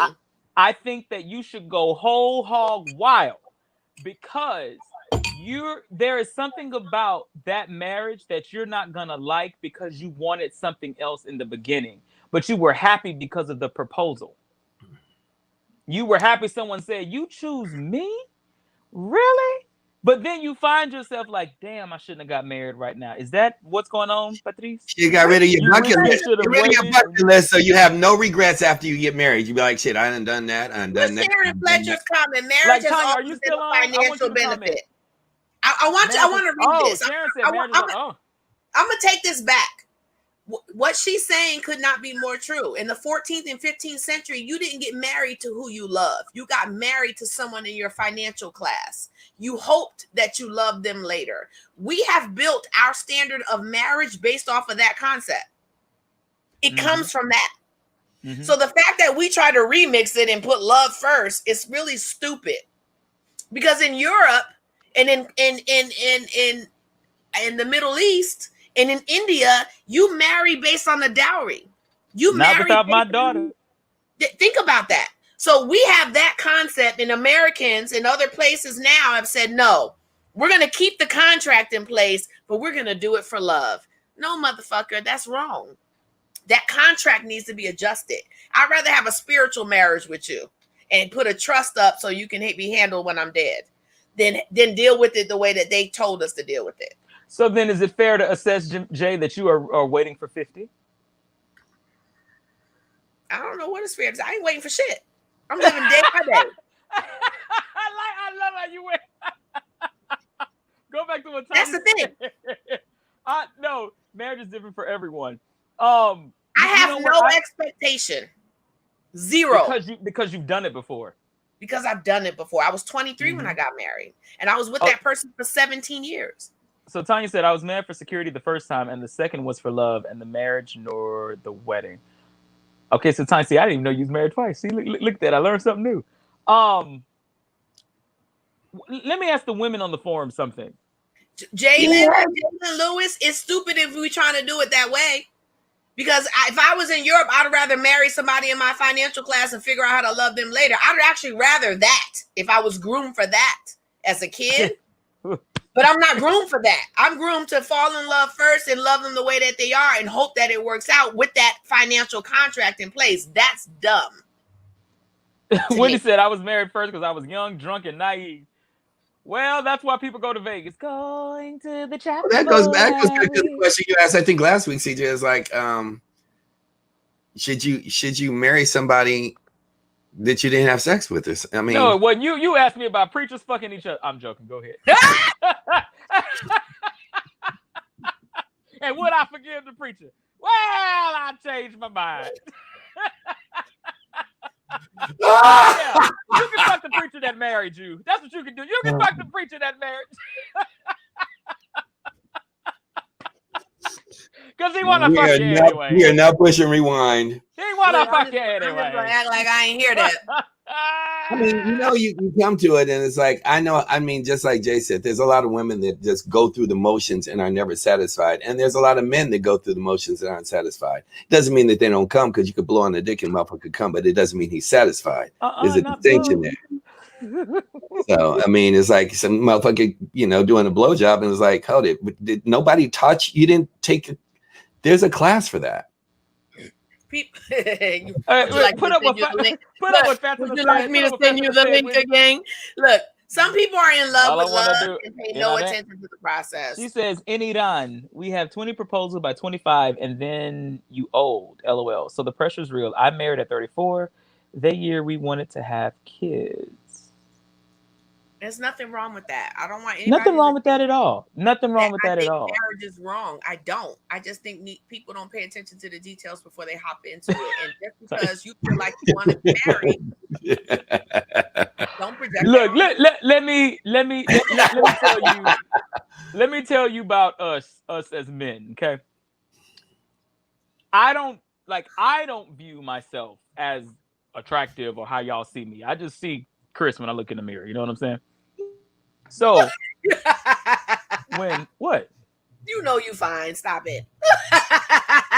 No, real talk. People tell me, but I don't see what y'all see. Just like I don't hear what y'all hear when I sing. What I mean by that is, so when I get propositioned, sometimes, this the honest to God truth, I'm shocked. I'm like, you want to holler at me? What? Oh, okay. What? You know, what's up? Thank you, Sharon. It's like, oh, okay. You know, what's up? And I'm glad I can talk about this because Byron pretty much just said, you know, when he's been propositioned, you know, it's been like, you know, oh. But with Byron case, he's like, I got a room upstairs. Let's go fuck right now and then come on back downstairs and buy your drink. Hey. You supposed to have my back, Caesar. What the fuck we talking about? I do. Well, you know. Well, 224 at the Sofitel. I'm just, you know. The presidential suite, nigga. Don't get it. Well, where's my key? No. Ask me for that right now. Well, you know, I had the suite at the Lux. You know what I'm saying? I had the suite at the Lux. You know what I'm saying? And it did get used on occasion. Well. People of like minds should connect. Like Robin and I had a conversation yesterday about life insurance policies, and okay, if one of us passed away right now, neither one of us would. To me, that's the purpose of marriage. Like, if one of us passed away right now, neither one of us would have the rights to our funerals and what happens to money and things like that. Yeah. But you know what? Gotta have that dialogue. You know what else too? When you know, Fatine, when you said about, you know, having the relationship and being attracted, whether you're friends or not, whether you are friends, there is an attractiveness that you have to your friends. It may not be sexual. It may not be sexual, but there may be there is an attraction.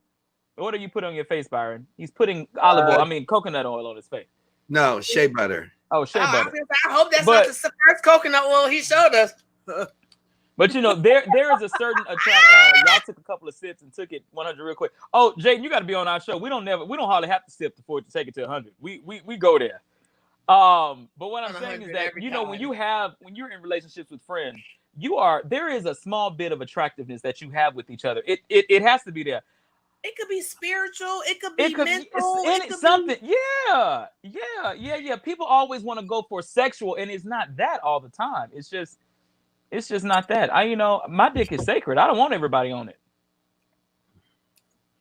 My dick is sacred. I want to save everybody. Uh-oh, not Captain. Captain Is should I save Pull up the group. I ain't giving none away because I don't want motherfuckers popping out of bushes at work. Not the bush. Not the bush.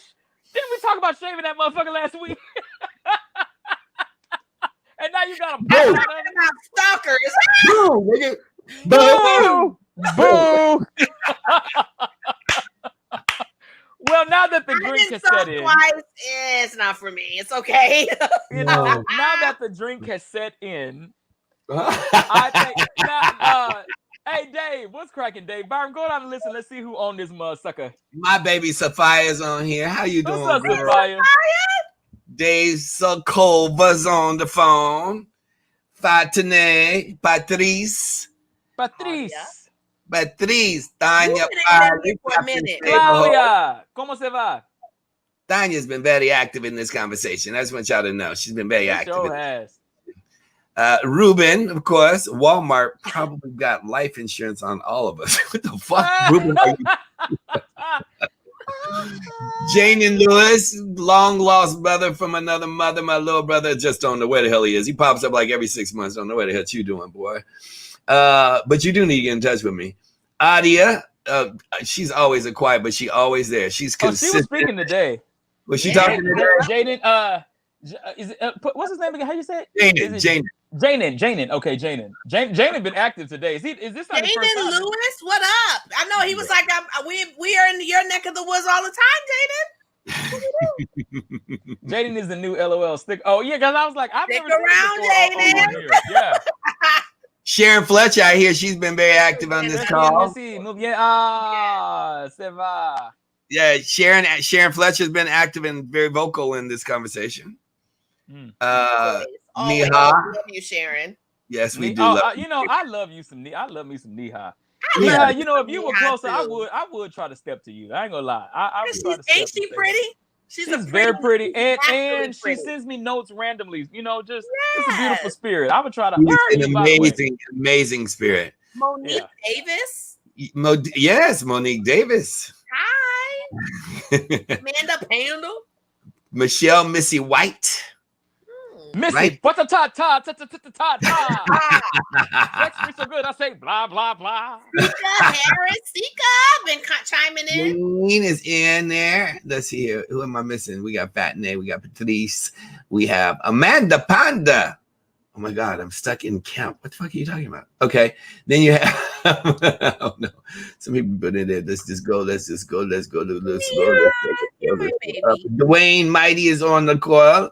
Hey, Dwayne, he been quiet lately. He used to always chime in. What you going through, Dwayne? Well, he probably holding his baby. Was Brian Atterbury on today? We didn't hear from him. No, he wasn't on today because you would have heard from Brian. Yep. My baby Claudia's on. Let's see here. We have. Merci. Oui, Dwayne. Yeah. It's the same people talking all the way up to money. Yeah, I think that's what we got, fam. That's what we got. That's what I get in the chat. That's the people that chatted. I haven't gone to the main page to see, Gene always checks the main page, see all them people. Yeah. Time keeps on slipping. I be wanting to see y'all.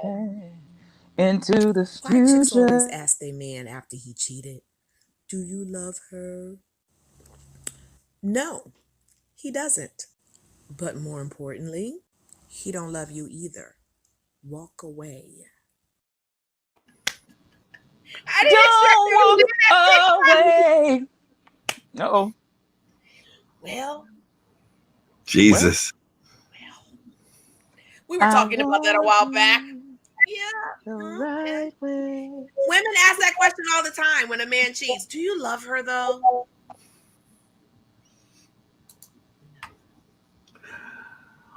What is love? I think you can love a cheater. I think you can love a cheater. No. The question is, thank you, Patrice. Does he love the girl he cheated with?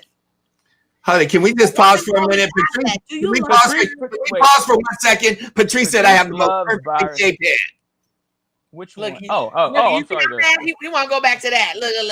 Just want to pause for a second so we can acknowledge. Patrice, I'm going to tell you. Patrice, I'm going to tell you. Ask your husband for a pink slip, like a hall pass. Just so you can go do something. You just need a couple of days of some new dick. Just a couple of days. And just a couple of days. And I think that would reset you and get you back right. Because you said at the beginning, you shouldn't have got married. You ain't happy. You just need a hall pass for a couple of days and you just need some new dick in your life. Just some new. Men always say nothing. The only thing better than pussy is new pussy. Do y'all really think that women don't think the same thing? Oh, y'all, of course y'all do. Y'all want the bottom knocked out. Okay. Wait a minute. Are you telling Robin? No. I ain't complaining. Ain't no Robin. He stays in the game for that reason. That's all he's already been given the eviction. Well, you must be going through the 3-month set-in that he ain't moving yet. Is he getting squatters' rights? Because he need to be gone, and you need to. It's a song called. That's a good question. I'm not a holler back girl. And people who go back to their exes and sleep with them, Once it's over with me, it's over. You don't even get to see me naked. There's a song called Dumb Dick, and I heard it the other day, and I was like, this is the most ridiculous song, but I get it. I got the dumb dick. That dumb dick. I was like, yes, Dave Culver, we are, but the difference between women and men is we get provoked. Y'all just roll on GP. Well, you gotta okay. provoke me to be vicious, bro. But I can be vicious. But if you ain't Women are more vicious than men, ninjas. I won't be vicious. Well, the best man, Jay. I think we allow not the bottom, our back. Oh, Tanya said not the bottom. They want our back broke. Oh. You know what? Before he became a pedophile, my favorite song was Headbanging. I want to break the motherfucking head against just the back. Thank you, Jaden. Thank you.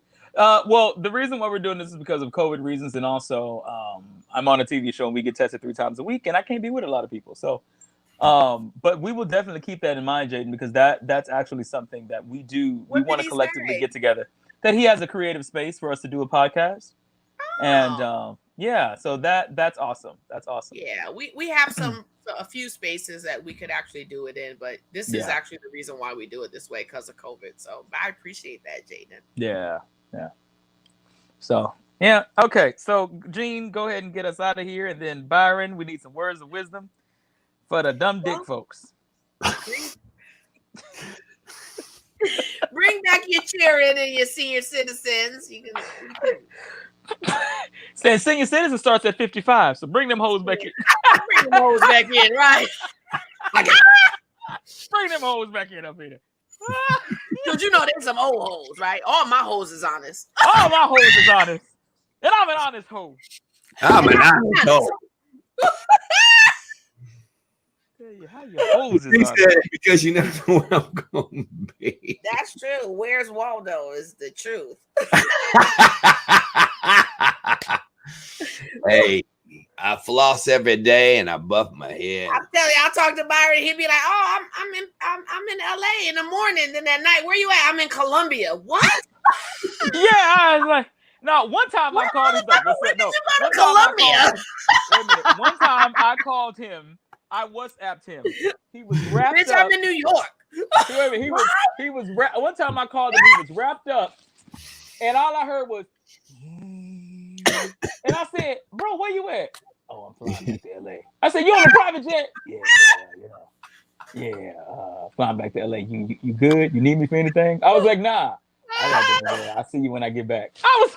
What? You feel like I just talked to you this morning. Like I saw the books behind you. Like what the fuck are we doing? Just random shit. Random shit. That's why I just can't be asked questions, because you guys know. I love the one line. Another city. I got to explain 3 cities in one day as to where the fuck I've been. Fuck you. Are you kidding? What'd she say, Wendy, about the one-liners? I didn't say it. Was like flash quickly. Love those one-liners. Perfect time. Oh, man. You better catch it, boy. You better, bro. All right. What you got for us to get out of here with, Byron? You know, the word for this week is really just patience, trust, and love. That's what it comes out to. I experienced, and I think Jay walked in when I was giving her gifts to a situation, and the worst type of pain is it's not the people that are far that actually hurt you. They piss you off. It's the people close to you that hurt you. People far piss you off. People far that fuck over you, stab you in the back, or talk about you in any way. That just pisses you off. In fact, that's actually motivation, inspiration for me. You know, because I learned a long time ago, if motherfuckers aren't talking about you, you aren't living. The only people, in fact, I talked to a mentor a long time ago, and he said, would you like to be that person that is just living an amazing life, a peaceful life, a life in which nobody talks shit about you ever? I said, yeah, I want to be that motherfucker. He said, well, here's the address to the funeral parlor, and you can just go. Because the only place the motherfucker is totally peaceful, totally happy, where nobody is talking about him, is already buried, motherfucker. And I was like, He said, but if you want to live a life that is serving, that is changing, that is altering, that is life performing, that is transformative to the point that you inspire others because you decided to live on purpose, which is the way I see the three of us. We live on intention and on purpose. We do it unapologetically. Yeah. To live on purpose intentionally and, you know, in a space that truly makes a difference without looking to be liked, validated, or trying to get a whole bunch of followings. You know, I say it all the time. Jesus only had 12 disciples. You know, Hitler had millions of people following him. Which one do you want to be? I don't need a lot of motherfuckers. I just need the right ones. And don't be kissing me on the cheek either. Right. Motherfucker.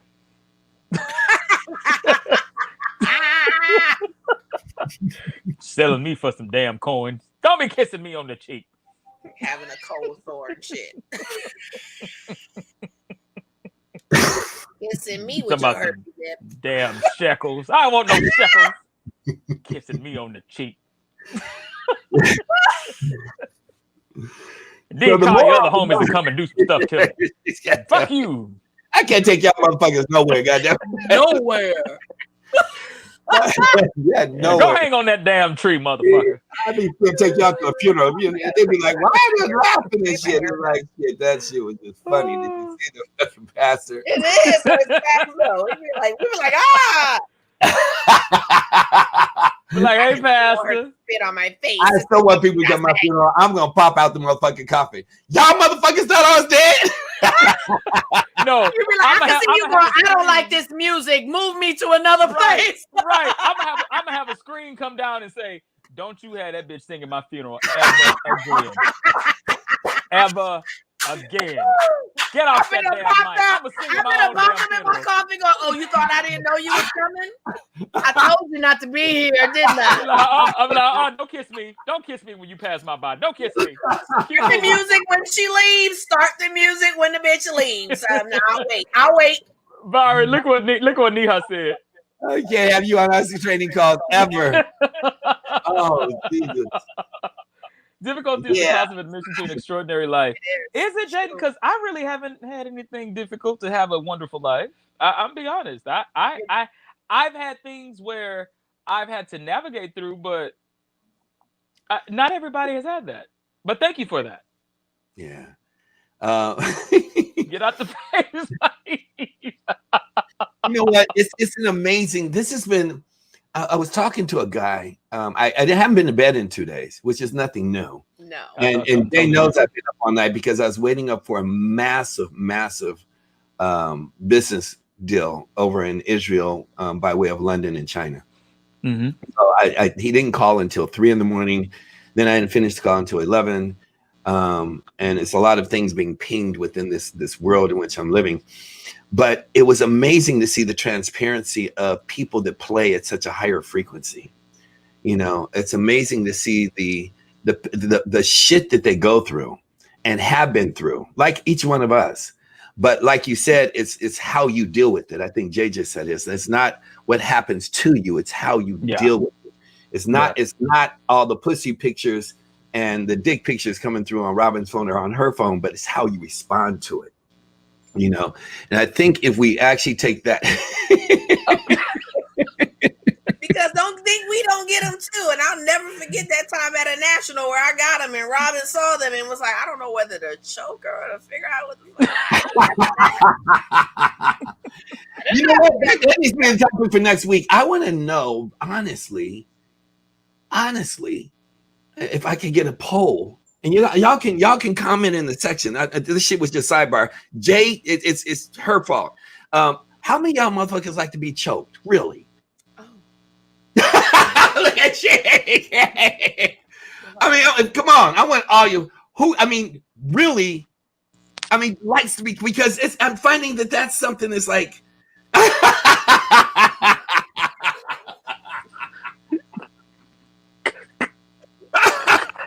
Because and Jay, because you understand, there's a technique to it, isn't there?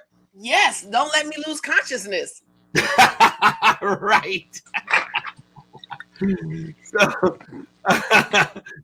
So Patrice said no, sir.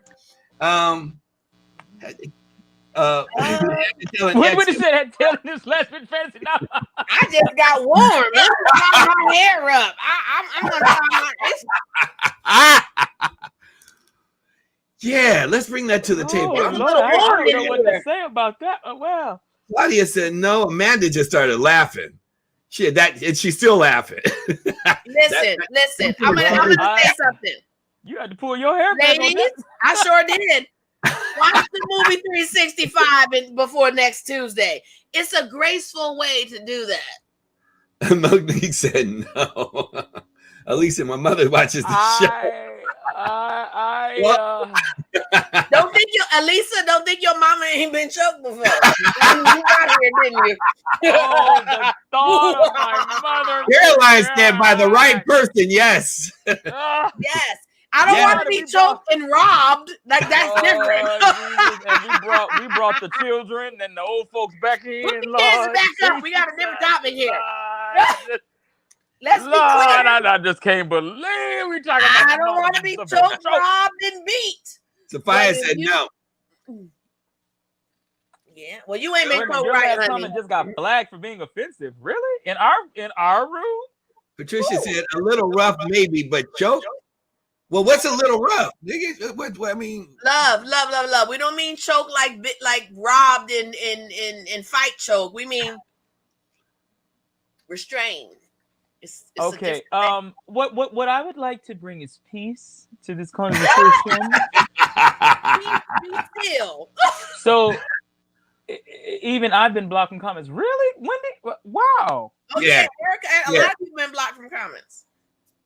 I'm so sorry to hear that. Well, Facebook, fuck you.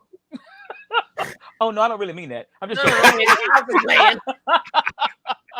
He was just playing because he hasn't been choked properly. CJ, have you ever choked somebody? No, and I've never been choked. No. Oh, you're missing out, bro. We gotta talk about that later. I'm scared I may bruise. I'm light skinned. No, you won't. Not if they. No, it's a technique. Yes, it's a technique. It's definitely a technique. It's a technique. Well, this does feel kind of good. It does. It does. Hold on. Can you choke while drinking too? There's a reason. Look. There's a reason why I don't wear lace front wigs. Because if you pull my hair, I need it to stay on. So that's why I sew in a wig. White says it's gotta love it. Gotta love it. Where's she at? Who said that? Michelle Missy White. She said gotta love it. Michelle. Oh, yep. Well, you like to restrain. I like to be restrained. Oh, in words. Okay. However, there's limits to that. Have you been tied up, Gene? No. I won't allow that. I'm a control freak. That I need to be able to. No.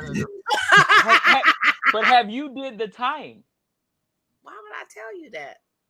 Because he has. You talk about choking and shit. No, I have not. I'm not into 50 Shades of Grey, but there's something about a sturdy this.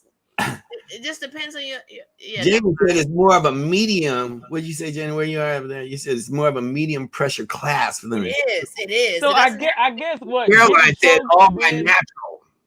Listen. So Byron, have you been choked while being rode? Oh, I had somebody try to. That's how come I learned about choking is because somebody attempted to choke me. It's kind of like it's a really weird because I'm a mirror type of person. Like if you bark, my barks. If Jay will tell you, if you bark, my bark will go. We going at it. If you, I'm normally here, but if you take me here, I'm going there. I'm going there. Right. Okay. So the girl, she actually started. She clamped me with the legs because she was an athlete, and that was already because, like Jay, I don't like to be constrained. So you clamp me, and you're holding me, and then you choke me. And then the testosterone kicks in. I'm flipping you over. Now I'm choking you. Yeah. I'm a nigga. We playing this game? Like, oh yeah. Oh, just kidding. Oh my bad. Well, so it was initiated. CJ, I didn't know it was a sexual thing. I thought we were fighting because she like, and at the same time she thrust him with her legs crossed, and I'm like, oh hell no. It was a reason.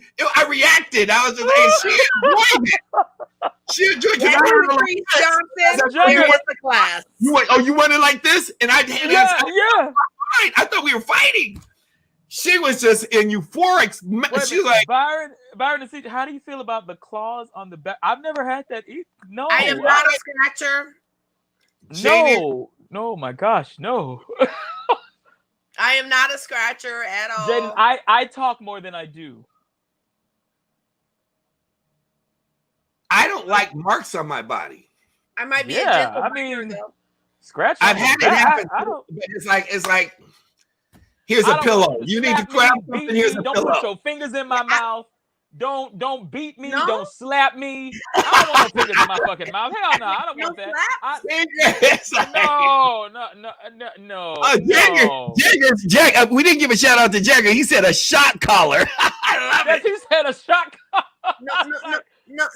You said no fingers in your mouth? No, don't do that. No. But they can put your dick in their mouth, right? That doesn't make sense to me. I don't understand. Reverse what you just said. Right. You said they can put their dick in my mouth. No. They dick can in my mouth. put your dick in their mouth. Oh, I was just about to say, hold on a damn minute. But you won't allow no fingers in your mouth. I'm confused. And you can gag on it. Yes. Y'all give me high. See, that's that one-sided shit. I don't want come on. I don't want no fingers in my fucking mouth. No, you ain't doing that shit. What is that? But there are one-sided sides because there are women that like a dick in their ass, and there's men who don't. But there are some men who do. But Nothing wrong with that either. But I'm just but I'm saying there is nothing wrong with fingers in your ass now, because What you say? The three? How you do that, TJ? With the hands? Two in the pink and one in the stink. He's like, here it is. Two in the pink. Oh, Jackie said manicure for men. Amen. Manicure for men. Yeah. Yeah, because if he look like he been working on a car before he put his hand down there, ladies, you're in trouble. That ain't no backdoor. Tanya said no back. backdoor entry. My sister would call it sticking Oh, up. Tanya, it just wasn't done right, love. Hit me in the DM. I'll tell you how that works. Oh man. No, we don't win from clean fingers or finger licking good. What? Did we bring the kids back out? Damn, Jagger, do you work at KFC? What you talking about? I used to say that, Tanya. I don't say that anymore. Wait a minute, now you better not get Tanya started, because Tanya got a couple of things she need you and her need to talk about. DM me, love. DM me. I have a few tutorials that people ask me for all the time. I guess hot bath sitting in vinegar don't help. Got to tenderize the meat. Yes, there's a class. I normally charge for it, but you love I need all y'all women to watch Fried Green Tomatoes and take a mirror and look at your vagina like they did in that movie, and know where your hole is, and know where your... Wait a minute, Michelle Missy said, "Lord have mercy." Michelle, I want you to not call on the Lord, but I want you to say hallelujah when it's done. Fascinating. There are tutorials. I needed a tutorial. Everybody needs a tutorial, so it's okay. I am supposed to start a group. I love learning. I am an avid student. But doesn't it come out? But doesn't it come out with shit on the end of it? No, it does not. No, but if you do it too much, the motherfucker's ass gets loose, and they will learn, and they will let shit. Don't okay, so let me help you with something. What they're saying because it's not a vagina. So doesn't. Excuse me. Let me talk about this. Yes, you can break the elasticity of your asshole if you do that too much. However, there are things that you can do to avoid breaking the elasticity, which is why it's painful, because you're not doing it right. Should you do it often? No, but there are alternatives. I just heard that.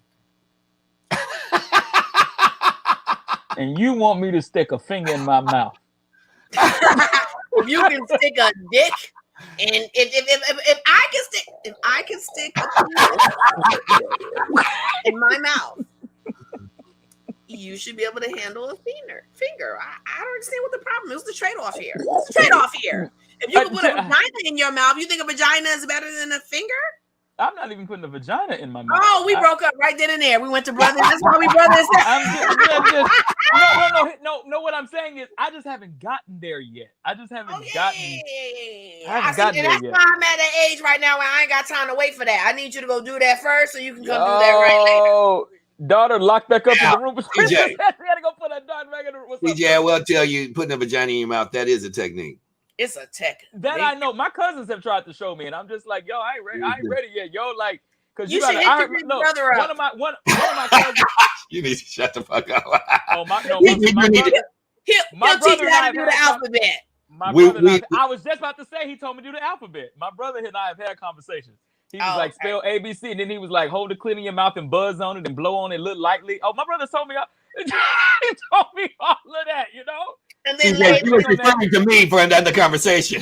Oh, because my actual brother has been like, you know, Kegel balls that, but go back. Kegel balls that feel great and tone your pelvic floor. Okay, Jagger. Let me. Amen. Jack, that's my white brother from another mother. I'm telling you right now, that's my Jagger. Okay, Jagger, and what did Jaden say? What Kegel balls that feel great and tone your pelvic floor. Go back to Jagger. We ain't done with better him. than the finger. The fuck? Jagger S. Gordon. All women should have Kegel balls. 100%. If you don't have those, ladies, and don't know what they are, DM me. Jagger is just a couple of years behind me. His wife, he just had twins. That's good. Had twins. Yeah, that's good. There's a company called Karma Sutra, and they make 2 steel balls, and you should get up every morning and go to work and sit in traffic with those. Amen. So you ain't got CJ, slapped. it's the highway to heaven. What is eating pussy? Tanya said it's the highway to heaven. What you? Only if they know how to reciprocate.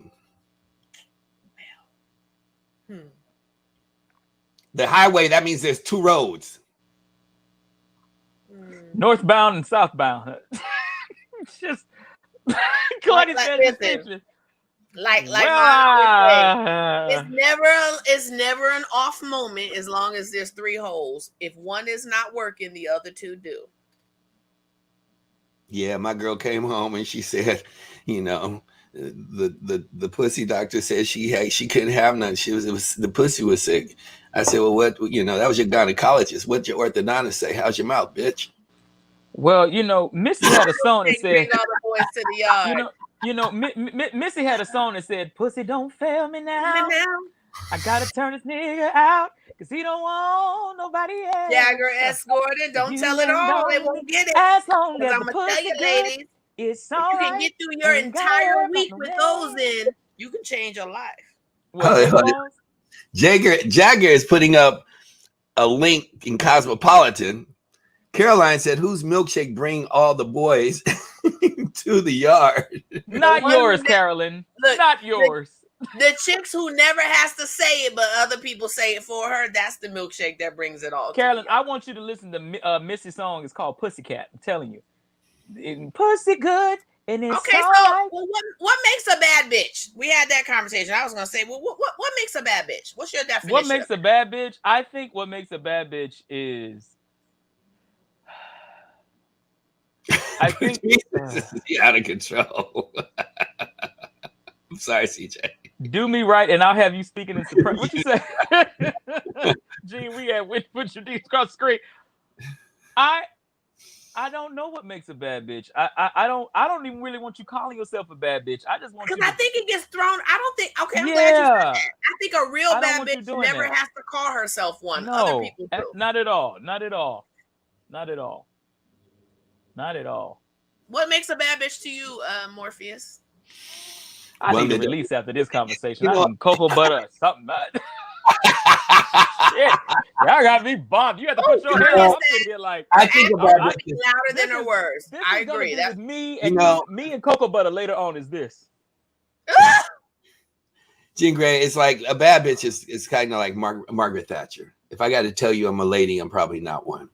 I got to tell you I'm a bad bitch, I probably am not one.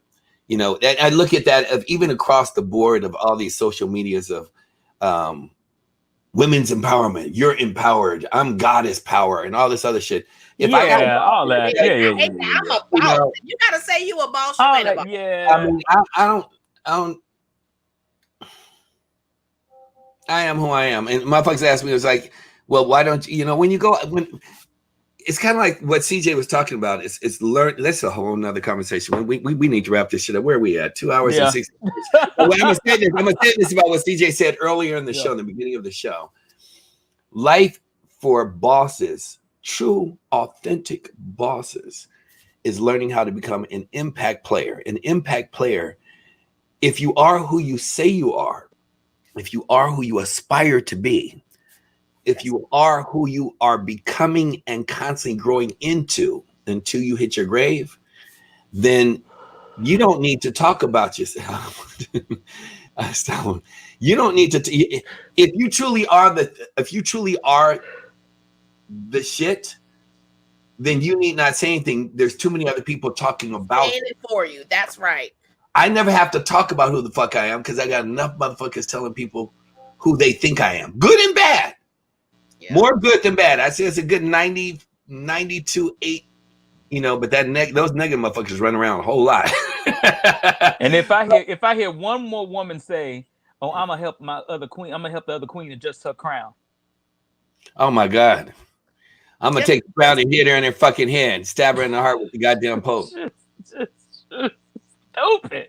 I want to know because somebody asked me that and I was just like, listen, everybody makes a cake different. The ingredients in a German chocolate cake versus a red velvet cake and a lemon cake are different. Doesn't make them not good cakes. Your definition of a bad bitch is based on your experience. I'm sorry, you triggered me. I'm sorry, Jake. Finish what you're saying. No, I was just saying that, so I was like, my definition might not be yours, but it doesn't mean yours is wrong. However, I would never refer to myself as a bad bitch because I don't have to. I had other people do that, sure, but I think that no matter what you are, whether you're a good friend, a good daughter, a good wife, a good husband, other people will see that and say that, or the people that you impact will see that about you. If you have to refer to yourself constantly, you better respect me, I'm a queen. I never have to say that. You will respect me, and if you don't respect me, you'll find out that I'm a queen by how I respond. So I never have to tell you that I'm one. You'll know it based on the reaction of your disrespect, or you just won't even attempt to disrespect me because you shouldn't. Yeah. Well, I think that's a wrap for this show episode. I want to share this. I was young, and I didn't recognize this bitch was bad. Mm-hmm. Her name was Lorraine. It was right in the middle. Lorraine. It was right in the middle, Jay, when I was doing promotions back in the day, and I was filling up thousands and I started anyway. And this woman, she walked up and she said, and we, the flirt game, the court game, you going back and forth. Yeah. And you finally get past the kiss and all that. And you're like, and you keep looking as beyond the kiss and the sex, you're looking like this motherfucker's a badass motherfucker. Just the way they carry it. How they carry it. And she walked in one night and she said, so I'm meeting you at the end of the show. It's just like R&B Live. It was like, it was that bigger, 10 times bigger. And she's like, when this shit is over, I know you busy as fuck. I need you to meet me. And I'm like, of course. Yes. Testosterone running. I'm like, fuck yeah. Look, everybody else trying to get her all night. And it's like she could operate and move an entire room knowing who you're going to go home with. That's the thing with Robin and Jay. It's like, fuck what everybody else thinks. The insecurities and this, that. All I care about, are you going home with me? Because if you're going home with me, I don't give a fuck what you. All these other people can have all the hope in the sky, So that's the security of a real relationship, is when you don't have to worry about who they are, how they're operating, and their conversation is, damn. And I mean, literally can go into a 5-minute conversation, in a flirtatious conversation, and at the end it's like, CJ, you so motherfucking. You are one of the baddest singers. You're so cute. You're so fine. You such an amazing fucking individual. I need you to meet my man. I would not have, when you can end it in that, and you got a bitch to do that. Like, because a bad bitch will say, "Oh, if you got my man, you won." High five. Yeah. Right? It's like that. You are that bad that you need to know who the fuck my man is. Yeah. Right. And it was this game that we were playing tennis, and when it came to the sexual side, she was just like, okay, I want to meet you at the end of the night. But at the end of the night, it happened twice on 2 different occasions. Actually, there's a whole lot more to this. I'm giving you 2 occasions. One time she's like, your job tonight is to serve me. But not just to serve me. I'm going to teach you and coach you everything that I like. Because whatever you did to anybody else is not going to serve me. And you're going to come with some bullshit of what worked on everybody else before me, thinking that it's going to work here and that you're the man. And that's not how this shit works. She had 2 years on me. So the communication of that teaching, of being able to have open communication before we entered into this massive, to know how and to be able to be transparent enough and submit. It's really a submission in a power play. If that makes sense, to say, I'm going to share with you what generally gets people off, women, but what gets me particularly off, so that if you truly want to be with me, that I'm always satisfied. The second round was, I want you to feel comfortable enough to tell me exactly, and we're going to take as much time as we need to, because we're going to be here all night until your shit and your toes are curling and you ain't thinking about nobody else for the rest of your life. That was the conversation, how it started. And when you have somebody that's that confident in who they are, to want to serve you and want to be served at that level, versus everybody's just like, you hit that highway and it's just everybody's off and running. The communication, and you're hoping it's a roll of dice, hoping that you hit that nerve. It's a whole roll of dice that you hit that G spot. It's a roll of dice that, you know, well, he came and you really feel like you did something for him. Vice versa, it goes up and down. You know, it really, because 50% of relationships, I'd say even more, I'm being very conservative, 50% of sexual relationships, the other party is not satisfied. Yeah. At least 50%, because people who truly love each other aren't satisfied because they're doing it either out of obligation or because they just need a release. Yeah. So to really be in tune in a spiritual and a chemical balance, to truly serve at the highest frequency, at that point, you could sit down. I mean, and especially when you're talking about minorities, specifically blacks, but minorities as a whole. I challenge how many women have actually experienced maximum frequency sexually from Tantra. Because Tantra is, though. Exactly. 90% of them have to go and fucking look up Tantra to understand what the fuck I'm saying. I'm sorry. This is a whole new show. Let's wrap it up. And for my next song. Inside joke. Nobody knows. I know. All right, bring out the kids. I'm sorry. I took you down a whole You can bring them out now. For real. No, for real. You can bring them out now. We was just playing earlier. So let's talk about women squirting. Oh, well, what do you want to know? No. And our next song will be no. We want to tell you we love you guys for coming, for being here, for joining us. You are our family.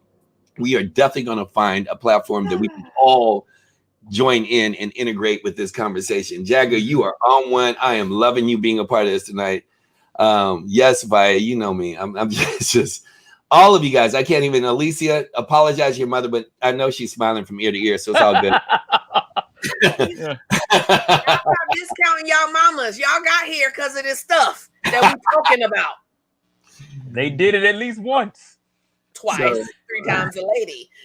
So we are complete. We just want to say we love you and we appreciate you. And we are just on one. So next Tuesday, same time, same bat channel. We are here to blow some shit up. And it's going to get gooder and gooder. We got some amazing surprises coming for you going into 2021. But we're just going to enjoy this moment right now for where we are until this shit ends with, Orange Face departing and Blue Face is taking to lose your job. You're fired. So yeah, Jay, you want to say before we bring on and just wrap up? And I'm gonna say, ladies, don't be afraid to say what you like, and don't be afraid to say what you don't like, and be okay with that, and don't be afraid to try something new every now and then. Amen. Mm. Amen. Go on, If you Pastor. tried something and you didn't like it, it's a possibility that you tried wrong. Yes, Pastor. Listen to her. Preach. Wendy, flash my DM. I don't know what that means. Somebody said flash my DM, but yeah, you could DM me about that. Yes. Church is in session. Oh, listen, I've enjoyed Miss Grant today. Oh, listen, yeah. Yes. Is it That's the problem. I Alyssa don't or is want it to see Alyssa? her response. Either way, it's a beautiful name. I know. Yeah. Jean Grey. Just on Facebook, it's Jamila Frierson. Okay. No, it's I Pastor gave you my real Gray. name. There you go. Open your mouth and Gooder and gooder, right? Those are Okay. words. It's okay. I caught it. speak. Lord, speak to me. Oh my God, that's my song. Speak to me. Go on, take us out, CJ.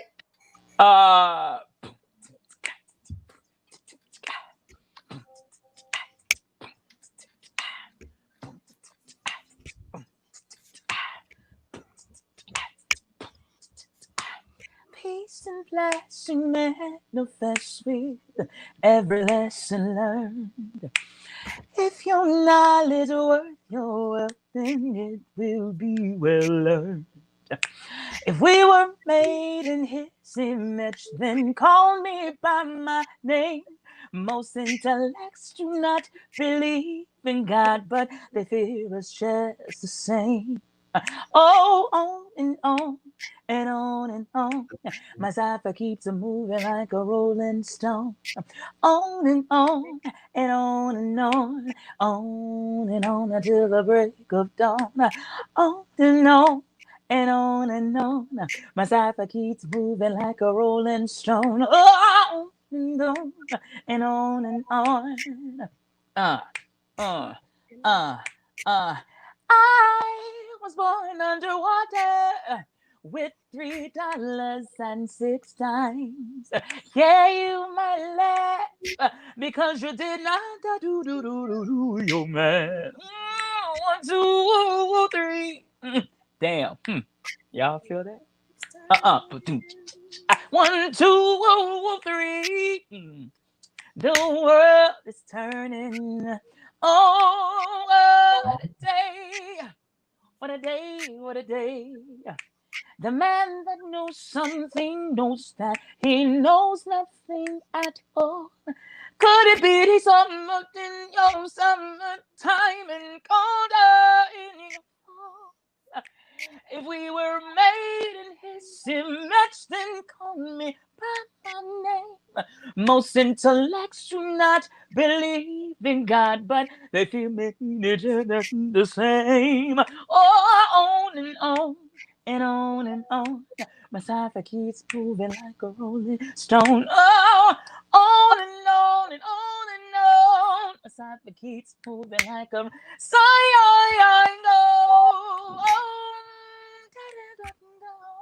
moving like a rolling stone. Oh, on and on and on and on. See, I am feeling kind of hungry because my eye is coming down. Don't feed me yours because your food does not endure. No money, no cup of tea. The world is turning. Oh, what a day, what a day, what a day, what a day. You're rushing to destruction because you don't have nothing left. The mothership can't save you, so your ass is gonna get left. If we were made in his image, then call me by my name. Most intellects do not believe in God, but they fear us just the same. Yeah. Love it. Never go wrong. Well, thank y'all in for coming Russell in. Simmons' words, God bless and good night. We thank y'all for tuning in. We will see y'all next week. Bye-bye. That was awesome. We love you guys.